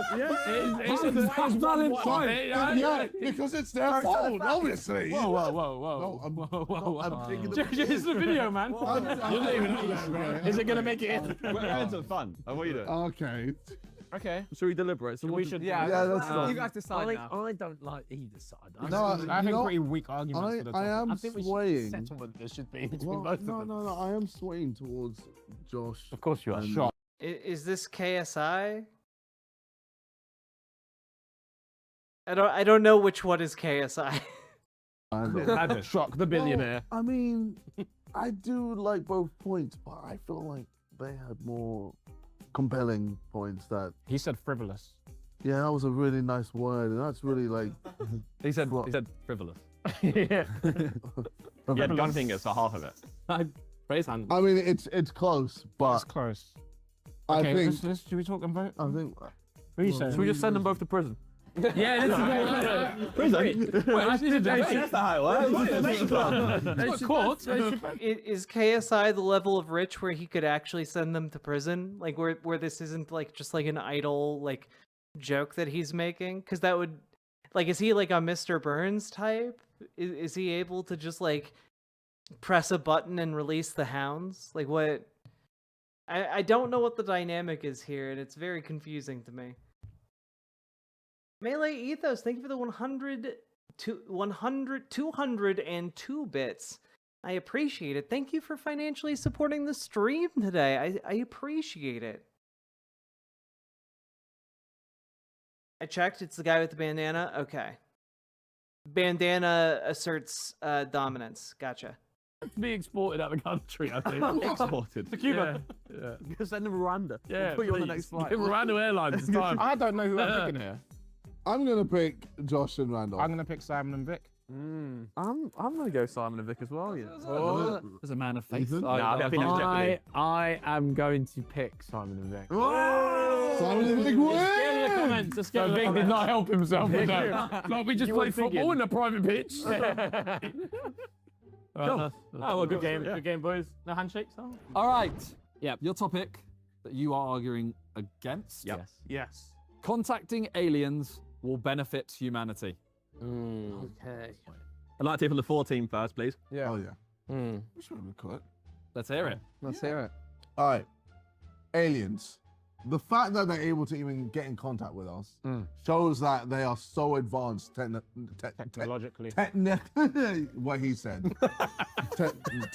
Oh my god. Technologically. Technologically. Why was I strong with that? Technologically. So we can obviously conversate with them to understand their technology.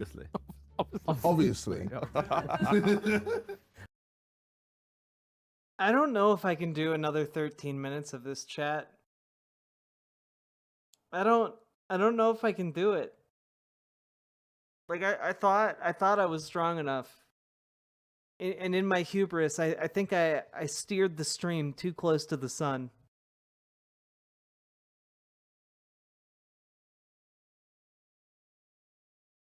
Please save us from the stupidity. I mean, the saving you from the stupidity though is kind of like from throwing you into the frying pan, or from the frying pan into the fire.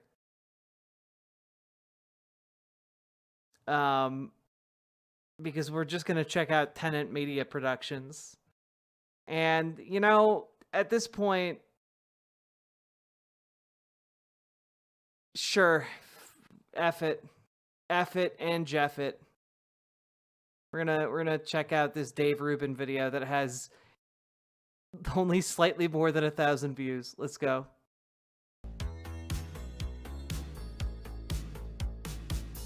All right, this is People of the Internet, the show where Isabel Brown and I show you people of the internet doing weird, wacky, and wild things. Hello, Isabel. Dave Rubin looks like he wants to die. Oh my god. I can't watch Kung Fury on stream. Hey Dave, how are you? I'm doing just fine. I'd like to get two interesting notes out before we get to it today. First off, it was Valentine's Day last night, and we were not going to do anything because, as I said on the show yesterday, the best gift that I can give David is just do a little more for the kids when I'm done. My day ends around 5 o'clock with the show, and that way we can just have like a quick dinner and he can rest. That's like the plan. But then around like 7:45ish. We realized we hadn't cooked anything. We were looking at the fridge, kind of like, we don't know what we want to do. Why don't we? Man, I love Dave Rubin planning a romantic night with his partner and absolutely beefing it. Go out. We just never go out, and certainly it's hard with kids to just spontaneously go out, but like, we're going to go out. We just got in the car. We said we're going to go to this general area. We know there's about 10 restaurants. We've never been to any of them. We're just going to walk around, see what's what. We end up at this Italian place, walk in, and by golly, who's there but Isabel Brown and her fiance, Brock, who's just feet away from me right now. Like, the chances of that are ridiculous. There's like a gajillion insanely restaurants slim. here. Yeah. Well, okay, from my version, because I was going to tell this story too, it was the funniest thing. We had no plans of like a reservation or a place to go on Valentine's Day, which in a big foodie city like Miami was very foolish. So over the weekend, Try we were not to driving give any back from the contextual Everglades. clues about the location. Yeah. Okay. Oh yeah, I won't. I won't. On the weekend, No, we're try driving not back to. from Try the not to. Everglades. Don't.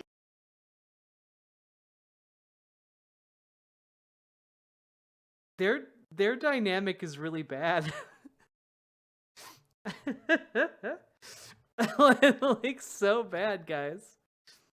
Give clues. No, I know. don't- I won't give clues. Yeah, no clues about the location. I know. specifically. Yeah. No, no, no. Same page. We're good. Yeah, So okay, we're okay. driving back to the Everglades, and I'm like, well, it's also Ash Wednesday, so we're not supposed to eat meat on Wednesday because we're Catholic. So I'm thinking we could go to seafood, or we could go to Italian and get pasta. We love Italian food.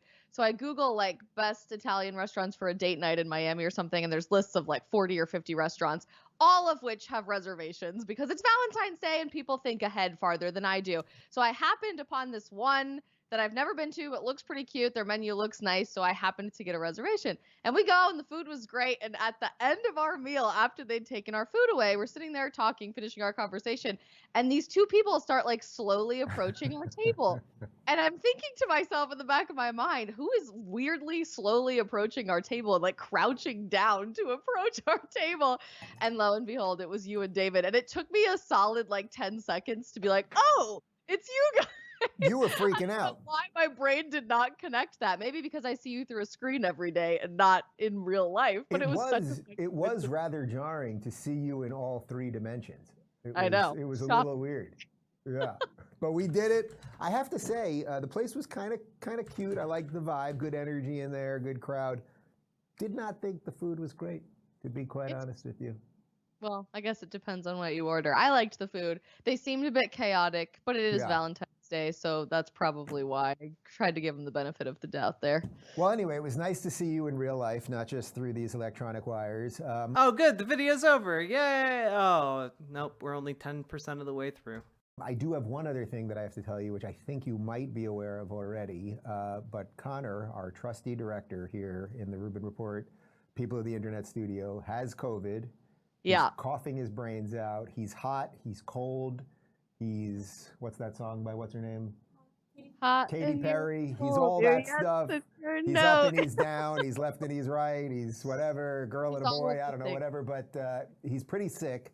But he Yeah, I came have to a work. bone to pick Brock's with you here. over that. You know, we're all going down with the ship. That's just the policy around here. Well, and we you're, can't. and you're now, we you're can't now go with down us. with the ship. So my plea to you in front of all of the internet people watching this show is, as soon as we're off the air, please send my fiance home so that he doesn't get COVID, because we have to do some wedding planning stuff next week that requires travel. So he cannot afford to get sick. Very irresponsible of you, Sir Connor, but I know you have to push all the buttons, so that's the world we live in, I suppose. Connor's saying he got it at your Super Bowl party. No. Fake news. No. Immediately no. We just say no to COVID. You know,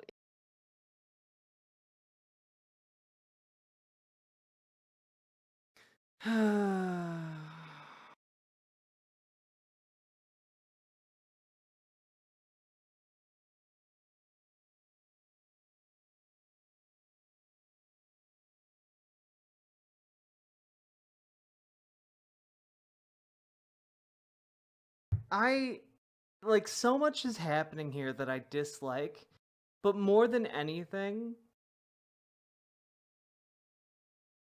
and I think what's gonna get me through this video is knowing that Dave Rubin is dying in his soul. He's dying right now on the inside. He doesn't give a single shit about this lady. if you just choose not to participate, it doesn't come to pass. Yeah. I actually was laughing when we were at the Everglades. We were standing in line for one of the fan boat tours, and they have all of these funny rules at their property. It's like, if it's raining, you will get wet. You will not get a refund. Like, that's how this works, kind of thing. And they have a sign on this big wooden pole that I actually took a picture of because I thought it was so funny. And I sent it to my family group chat. And I said, this is how Florida ends up handling COVID. I'll see if I can. Here it goes. No coronavirus allowed on this property. If you can see that, it's just an immediate no. Nice. You're just not allowed on the property. So that's what you should have said, Dave. That's how Florida handles this virus. Connor, you irresponsible man. No, I do want to give, joking aside, I want to give Connor credit. He's really sick as a dog, but he has skills in this room that we don't all have, and we actually just. Oh, so he's literally right there being sick at Dave Rubin. Wonderful. Dave Rubin is trapped in a room with a man that is absolutely going to give him coronavirus. Oh my god, dude.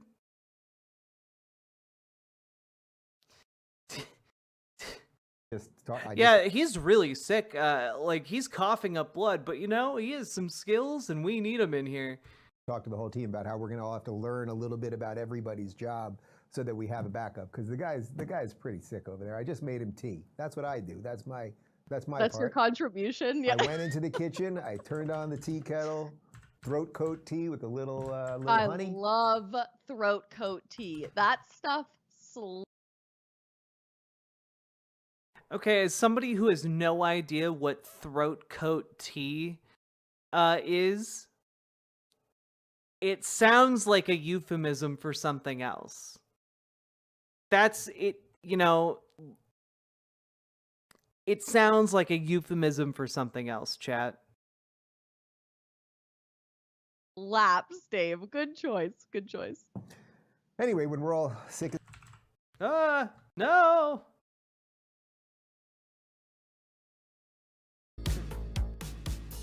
All right, That's the world we live in, I suppose. Connor's saying he got it at your Super Bowl party.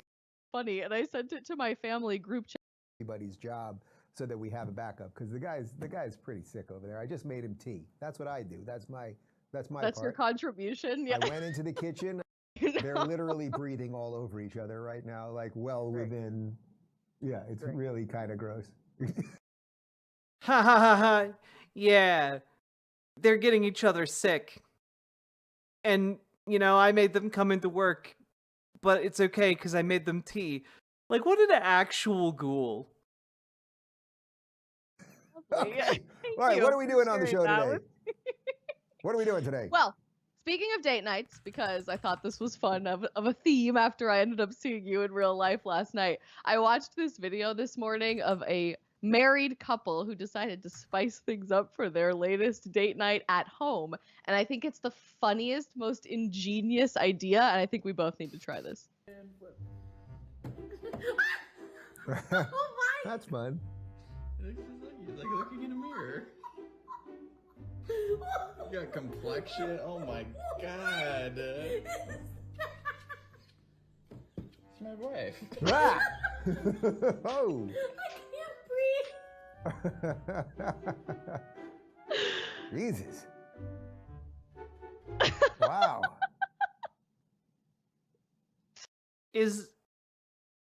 I'm sorry, is the premise of this show supposed to be a more boring version of America's Funniest Home Videos? Is that the premise of this? Is this just the most boring version of America's Funniest Home Videos? Where the videos aren't funny? This is so much worse. Why would you make this? How would you think you would paint David is the real question. You know, we've had like little art nights with other couples over the years, and I can do like some abstract. Still funnier than Dave nonsense, and Rubin's I'm not a stand-up. particularly True. good painter, simple lines, things of that nature. He's pretty good. Like, he's got some art skills. And his sister is an incredible artist who did, as people know, some of the artwork that's in here. Can we change the camera angle for just 1 second and show the, we got something we can maybe shift over there? Yeah, she's done, this is one of her, that's a print of something that we have in our house, and she's really incredible. So maybe it runs in the family. I feel like his would be a lot better of me than mine of, like, Which it would be, make it we're fun. looking at a stick figure situation, you know?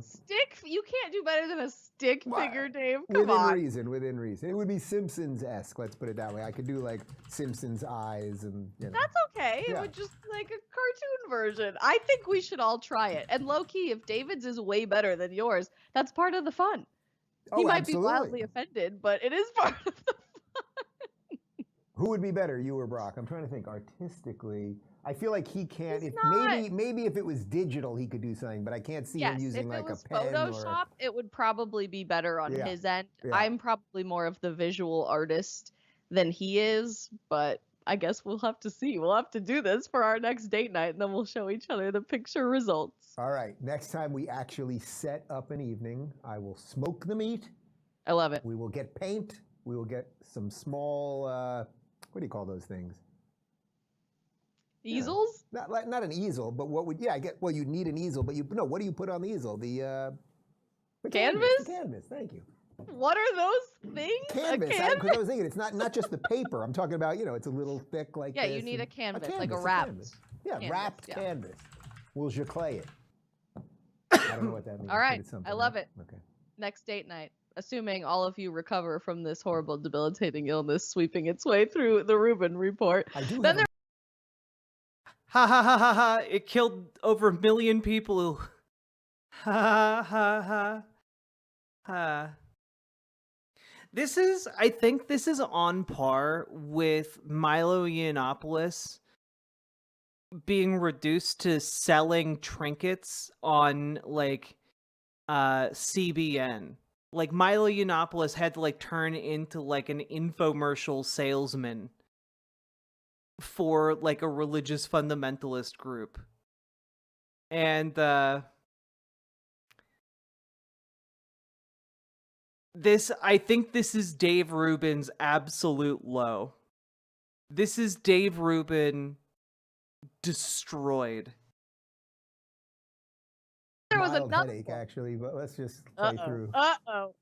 I saw another video related to Valentine's Day, and this one made me feel kind of bad for this mom, but this is the most hilarious birthday in the US. If your birthday is November 14, you were born exactly 9 months after Valentine's Day, and you can do what you will with that information.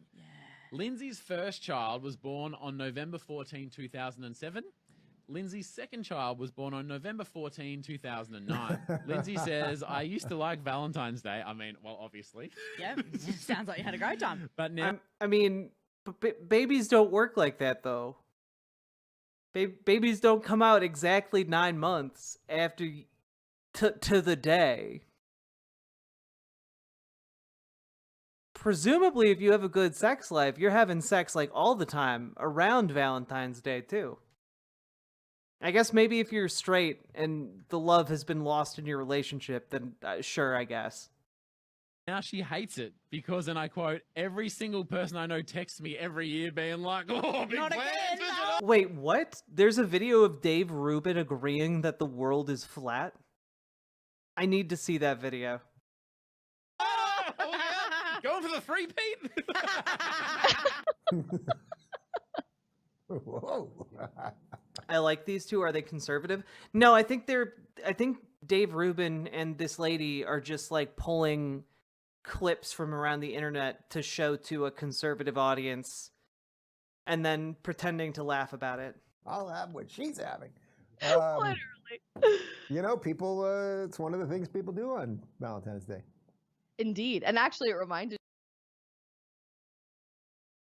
That's deeply uncomfortable. Dave Rubin staring into the camera and saying, you know, that's one of the things that people do on Valentine's Day. Yeah. You don't. That's something you don't actually need to point out, because the entire premise of the bit you just covered was that is what people do on Valentine's Day, oftentimes. Me, September 16th is the most common birthday in America. I don't know if you knew that. It is the most common birthday for people, and it also happens to be my baby sister's birthday. But like middle September is the most common week for birthdays because it's 40 weeks after Christmas.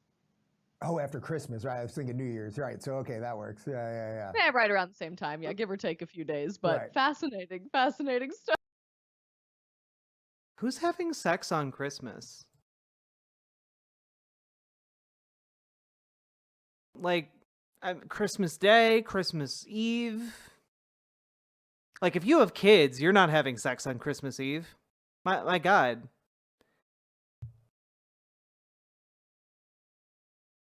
Well, you know, a lot of people are off work, you know, really starting 24th, 23rd, 24th of December into the 2nd of January. You're stuck at home. It's snowing. You know, what else do you have to do? No. If you have kids, you are not having sex on Christmas Eve unless you're like bougie and wealthy.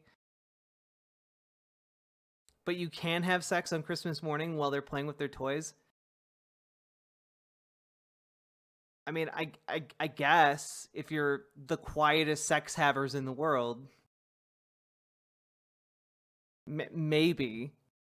I guess it's easier if like the sex you do is like, I don't know, like 5 minutes.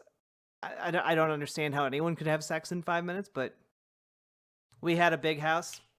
There it is. That makes more sense. If your house is big enough to have a broom closet somewhere, then that makes more sense. I'm just saying. Yeah. But how embarrassing would that be if everyone you know is texting you like, hey, with the sideways smiley emojis? I would never want to speak to anyone ever again, to be honest. And you know, when you get those texts and you don't know who the person is and you look at the text thing and you never save their number and you have like 5 years worth of Merry Christmas, 5 years of happy birthday, 5 years of congratulations, you did it on this day 3 years ago. I'm actually totally that person. I never remember to save people's numbers in texts, and I just think like, oh, I'll save it later, but like I know who this is in the context of the conversation. And then a year will go by, and they'll text me something else, and I have to scroll all the way back up to the top because I'm like, who is this person? I've got a lot of those. I have talking to. I have somebody in my phone called, and I just decided not to delete it because I think it's funny. It's Steven, what's his name? I have no idea who that is, where I met this person. How awkward. As far as I can tell, I don't. Why do we care? Why do you need to tell us this, Dave? How on earth is this relevant?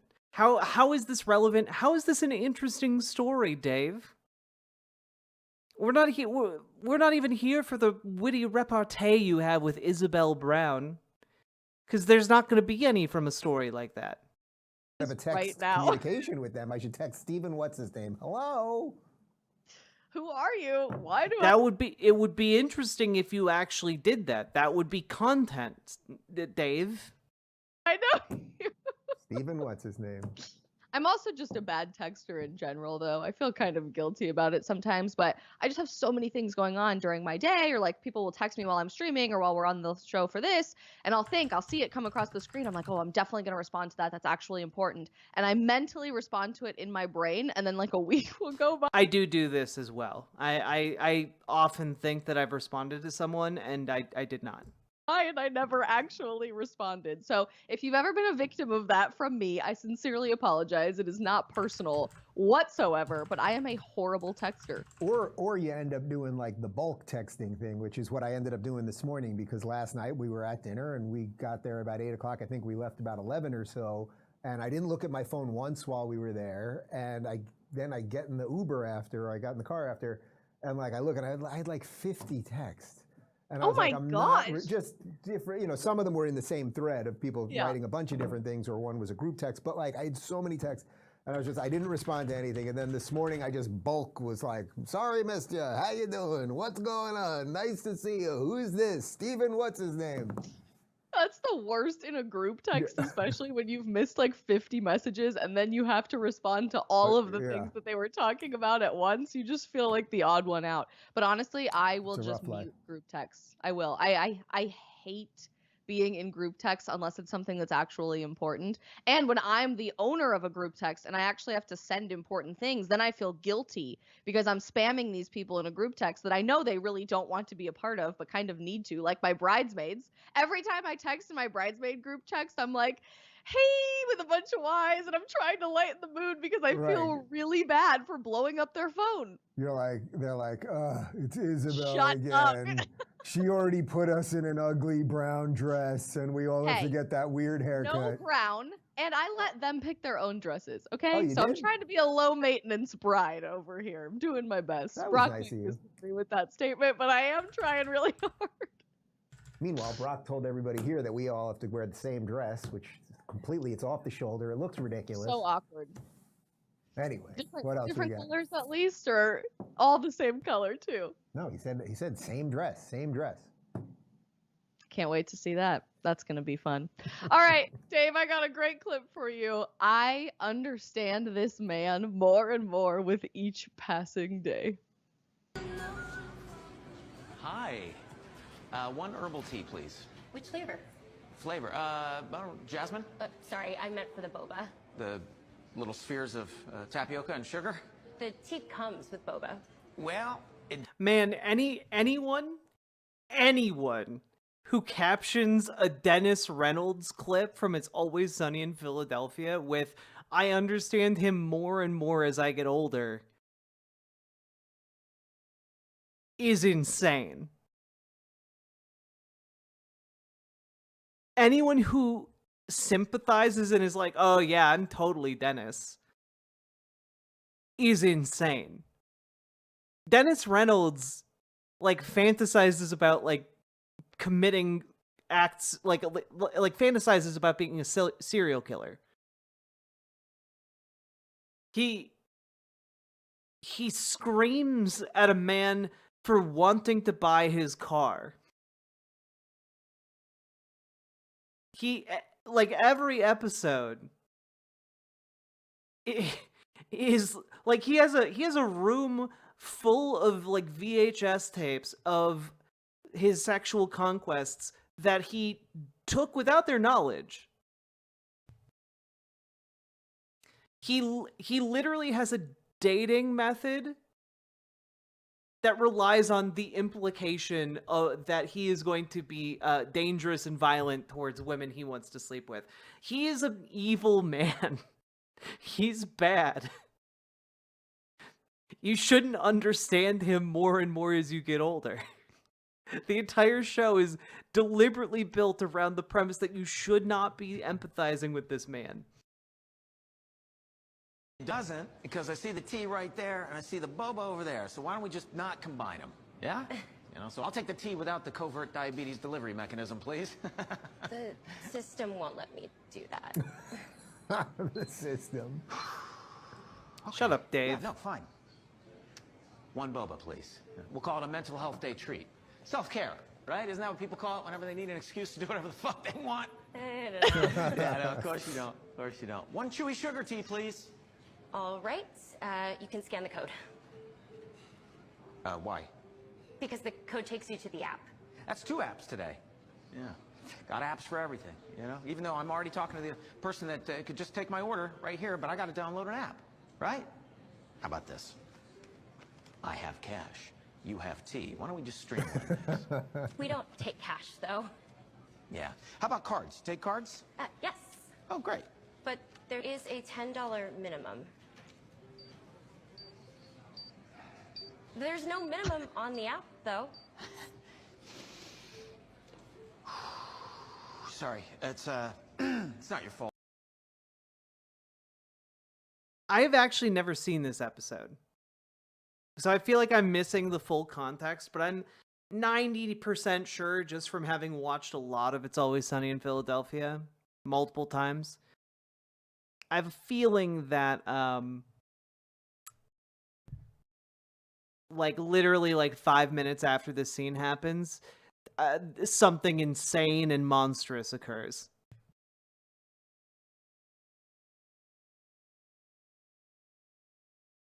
Well, you know, you didn't create the system. Guys like Sam Harris's nicer, happier cousin. Yep.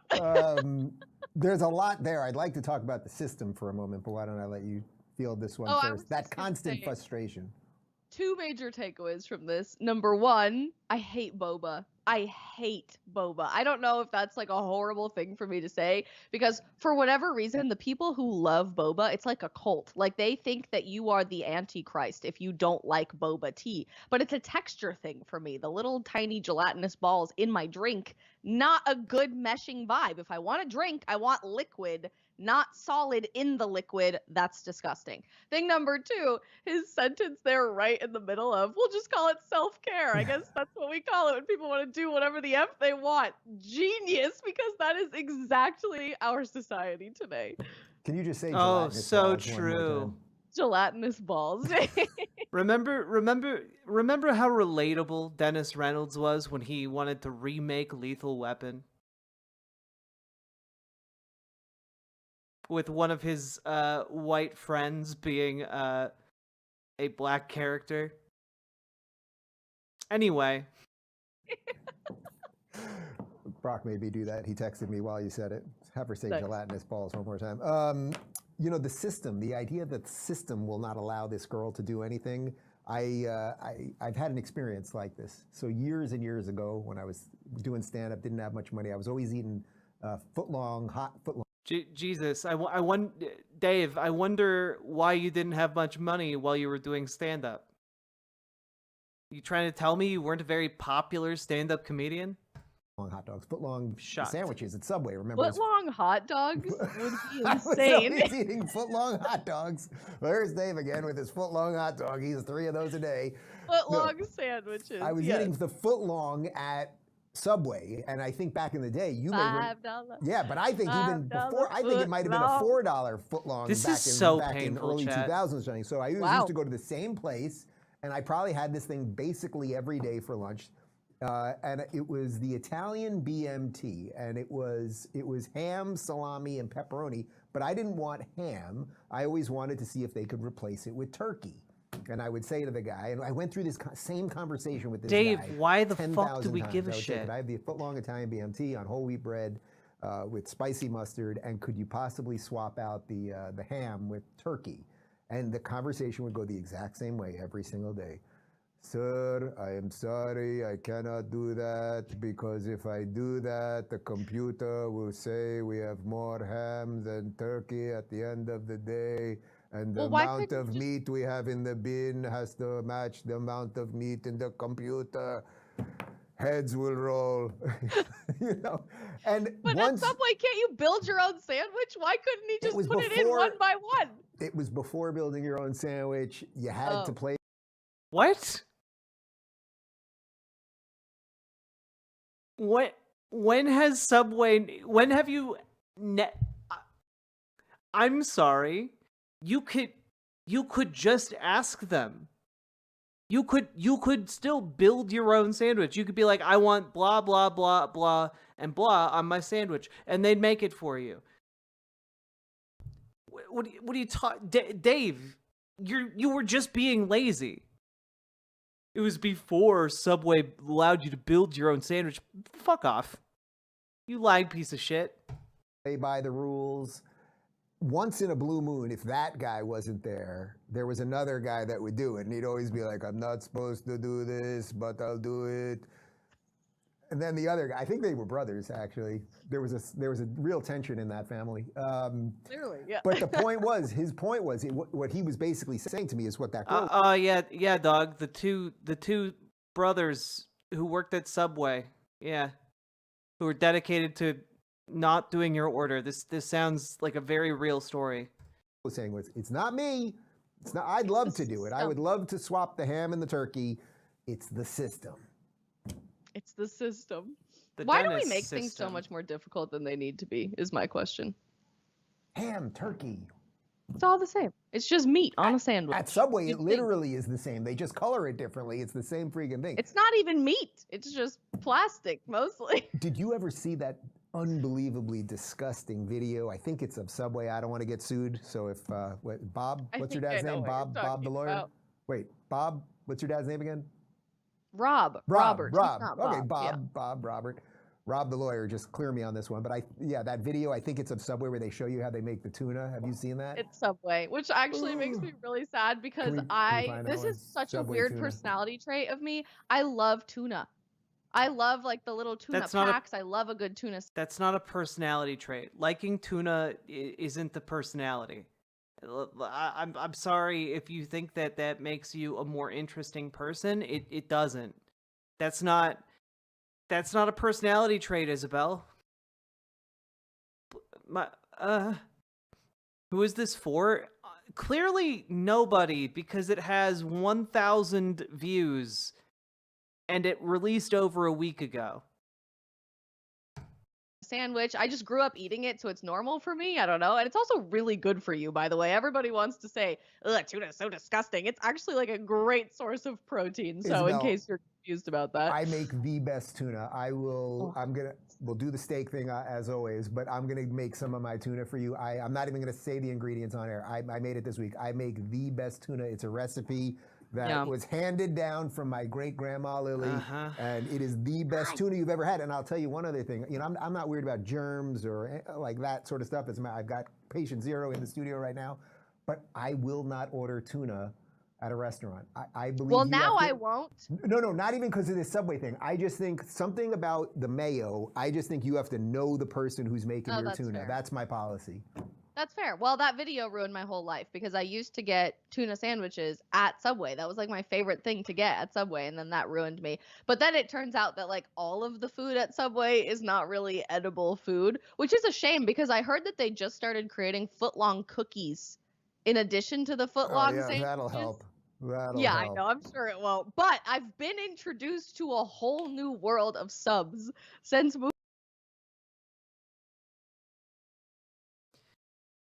I have also been introduced to a whole new world of subs since I started streaming here over on riverboat.gg. And folks, if you've been enjoying this pain, good news, there's 10 more minutes of it.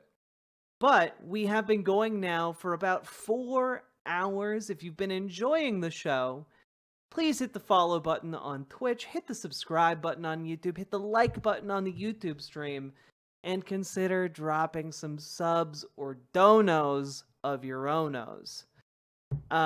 Because your subs and donos are what allow me to continue making this show.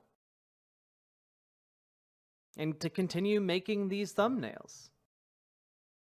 Which I have continued to do, by the way. So, just as an FYI, you know, we got your little Benny Johnson. Yeah, it's not the most interesting thumbnail I've ever come up with in my life. Okay, I'm not, you know, but you know, I gotta get them done.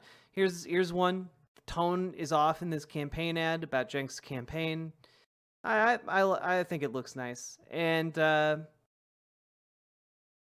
almost done with the next one, and I think you guys will like it.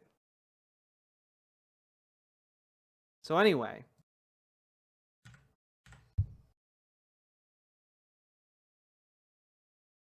Hope y'all are doing okay.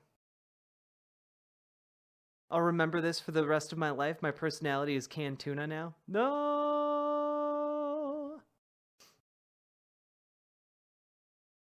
They're alright thumbnails. She makes fun of people who make boba part of their personality, yet is proud to claim that tuna is a personality trait. True. Moving to Florida, Dave, and the pub sub has changed my life at Publix. Oh, like at Publix, but is that pre-made? Pre-made? No, okay, so you haven't had a pub sub yet, because you would know what I'm talking about. Mm. If you walk into Publix and you go to God. the deli, I just had my first one in, when was this? October, maybe? A few months ago, but now we get them pretty regularly.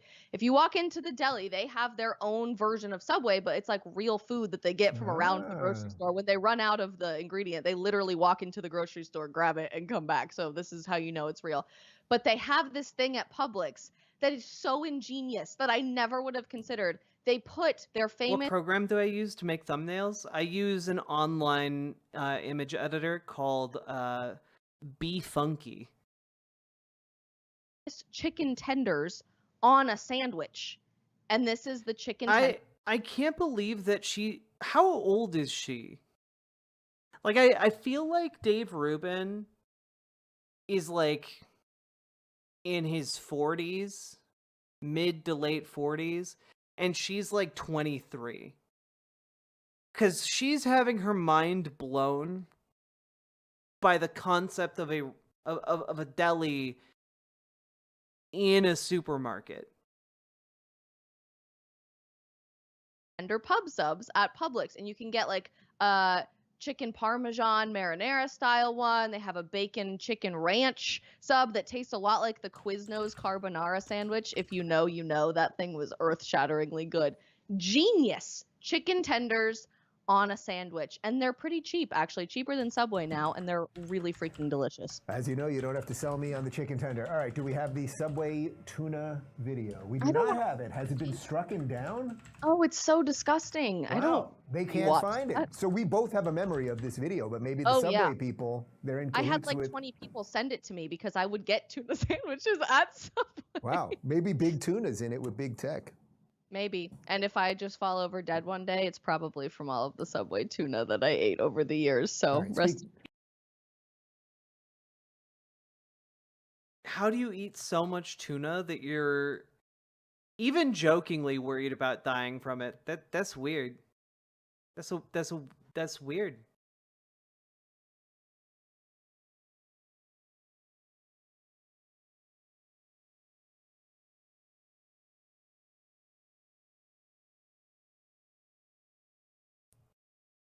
Eats my soul. That's just gonna be that. Speaking of falling over dead, we got to move this show because Connor's laying on his desk right now. Let's go. What do we got? Poor Connor. All right, I got one last clip for you. Okay. This is how it feels to enter the United States the right way as a citizen versus everybody else. Check your laptops and electronics out the back. You got a hoodie on, take it off. Take it off. How many times you gotta get touched? Sorry.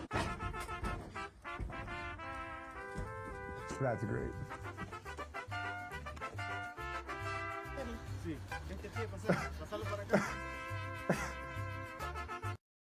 Okay, there we go. Now we're narrowing down who this show is for. You know, we show a couple of benign things, we have a little bit of inane chatter, and then we get a little bit of racism as a treat.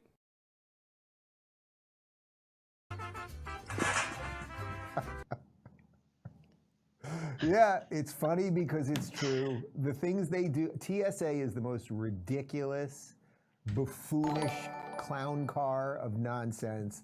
Cy Rose, thank you for subscribing. I appreciate it. I appreciate you. Or wait, sorry. Melee Ethos, thank you for gifting a sub to Zy Rose. Hell yeah. Let's go. Pat downs, do you get pat down a lot? Because they always find pretty blonde No. girls to pat down. They don't blonde. No, they're not.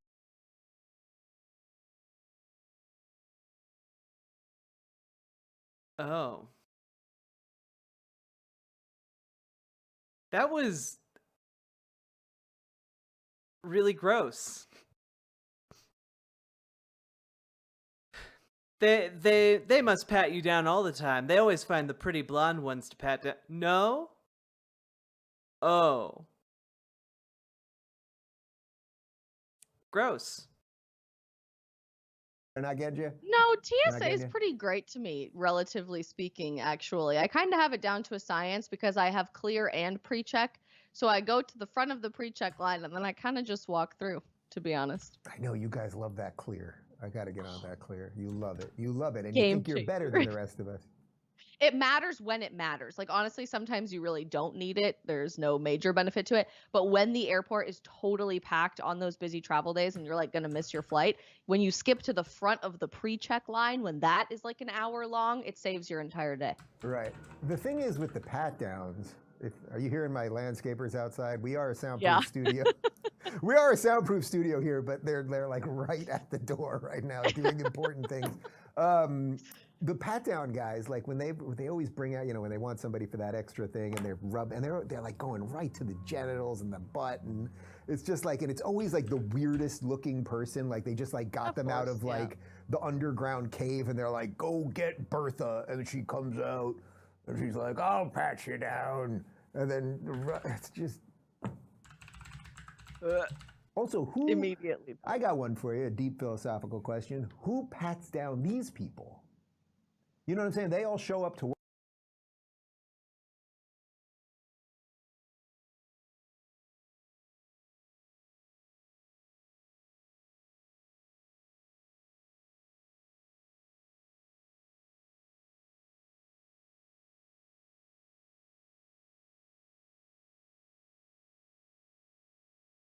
All I'm gonna say is that Dave Rubin is lucky that there isn't a literal joke police.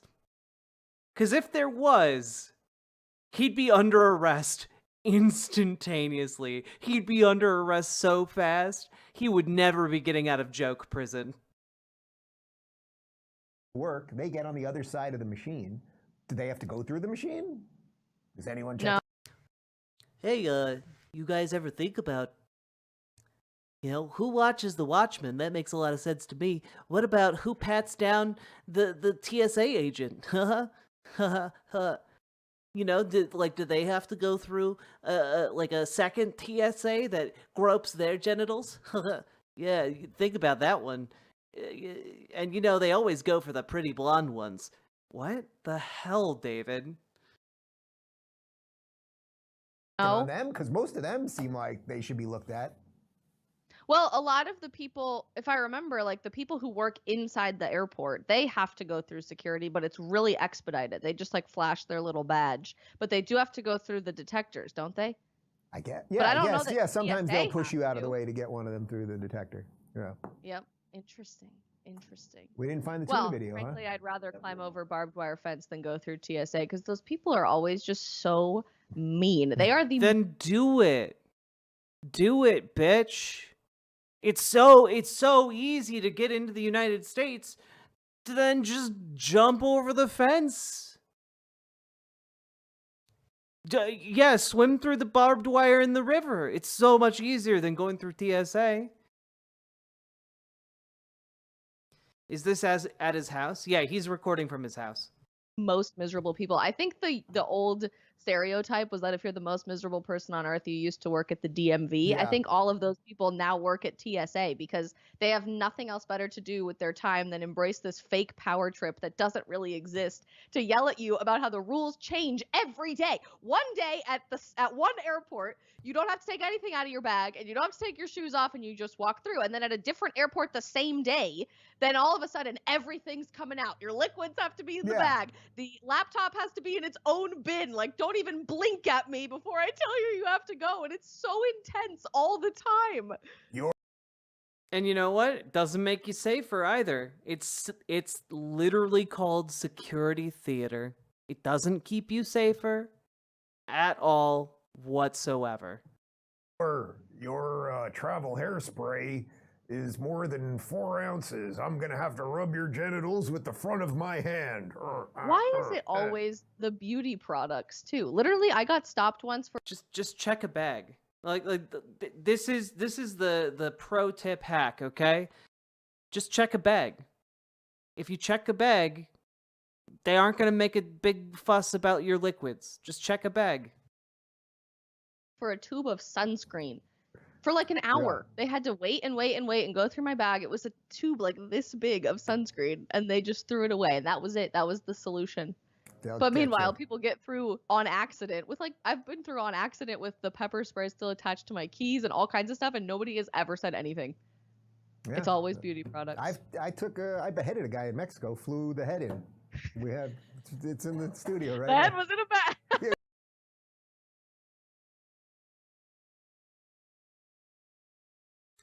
This is really hammering home why Dave Rubin was financially struggling while he was pursuing stand-up comedy. It's in a bowling ball bag, obviously. All right, I'm told we did not find the tuna video, but we do have one more from the team over here. Let's see. We can't turn the we can't turn the clock back. I know it's after midnight. We can't turn the clock back and turn it back into the mid-'80s. Your video of this the other day where you were reacting to the sports commentary, I was crying laughing. I just love those. You know, I just love anything with those people breaking out of their things. And I'm sympathetic to those that, you know, it's live. You just stumble through it once in a while and the black, you know, and. Yep. And the black, you know. Sure, Dave. Oh, I'm told we have one more. Sorry, I have one more. Oh, good. We have one more. Make it, Toby!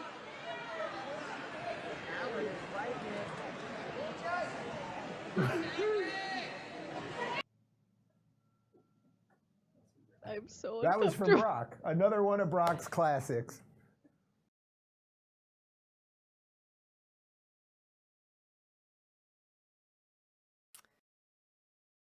Who is this for? Who is this for? Like, why you're curating this show?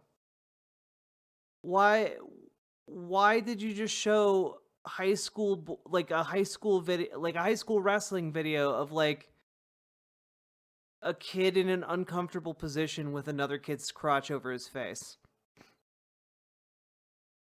Like,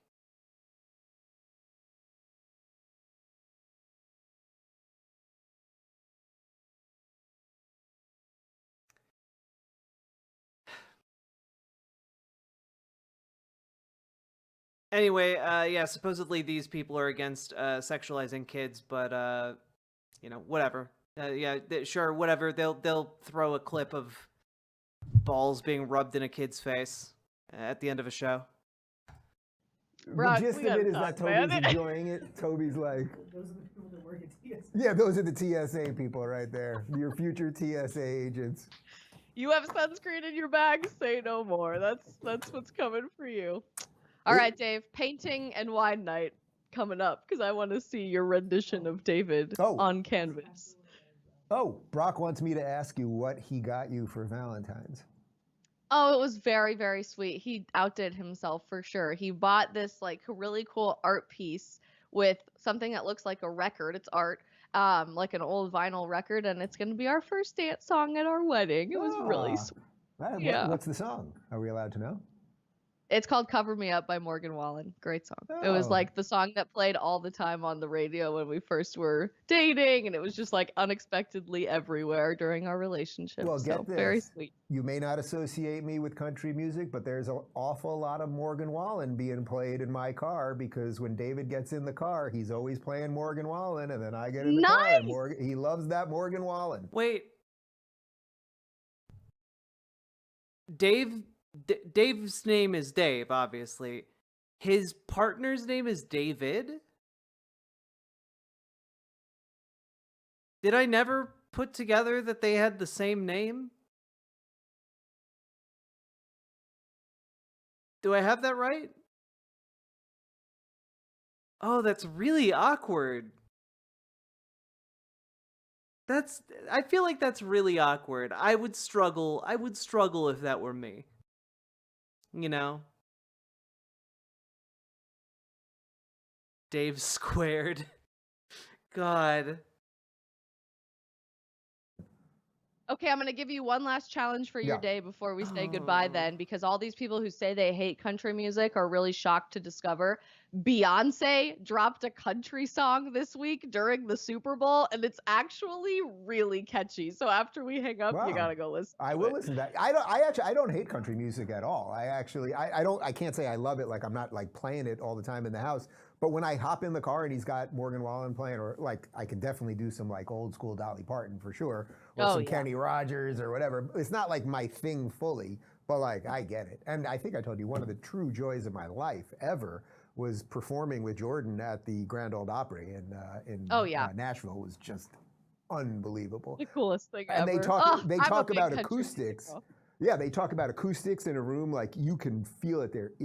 It sounds perfect. It's hard to describe how brilliant it is. All right, we must stop so that Connor can go to the hospital. We do not have.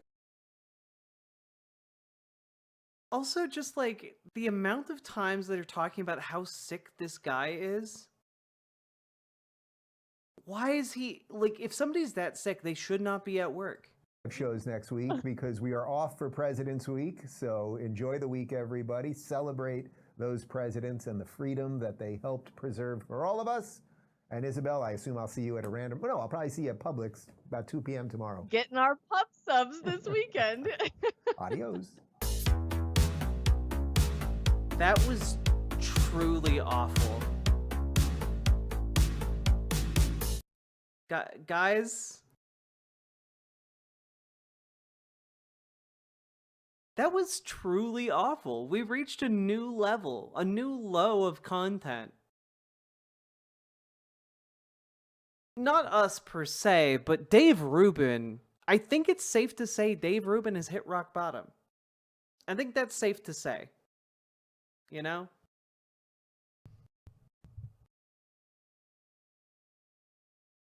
I'm like stunned. Yeah, like I think we can safely say that the Majority Report, the Sam Cedar, the Majority Report crew, I think we can safely say that they have successfully run that dude into the ground. Call the podcast police. And folks, I finished one more thumbnail. I present to you the Shadiversity and Friends versus Women thumbnail. I think that's pretty good. I think I did a really good job editing this thumbnail. I feel good about it.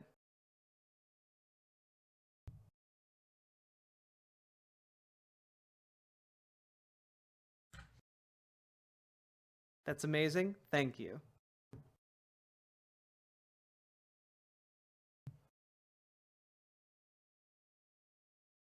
All I can process is the robot girl thighs. That's fine. That's A-okay.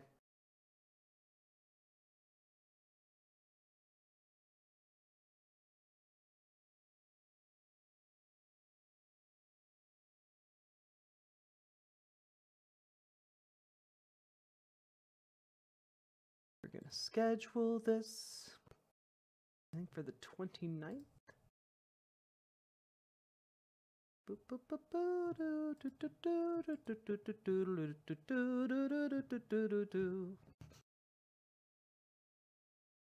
All right, everybody. Get good sleep. And folks, if you've enjoyed the show, remember, hit the follow button on Twitch, hit the subscribe button on YouTube, hit the like button on the YouTube stream, and consider dropping those subs and donos, those sweet, sweet subs and donos that keep this moving.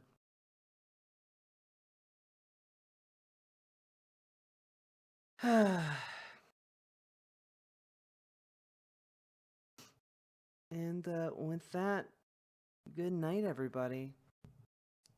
I got enough work done, and I'm still sick, and hopefully I won't cry tomorrow. Aww. A little BWA in bed for me. Paladin, thank you for the $25 dono. That is incredibly generous of you. And you have, at the end of the night, once again, taken the title for #1 donor to the stream today. Thank you so goddamn much. I appreciate you, and I appreciate everyone else who turned out to support the stream. I appreciate all y'all.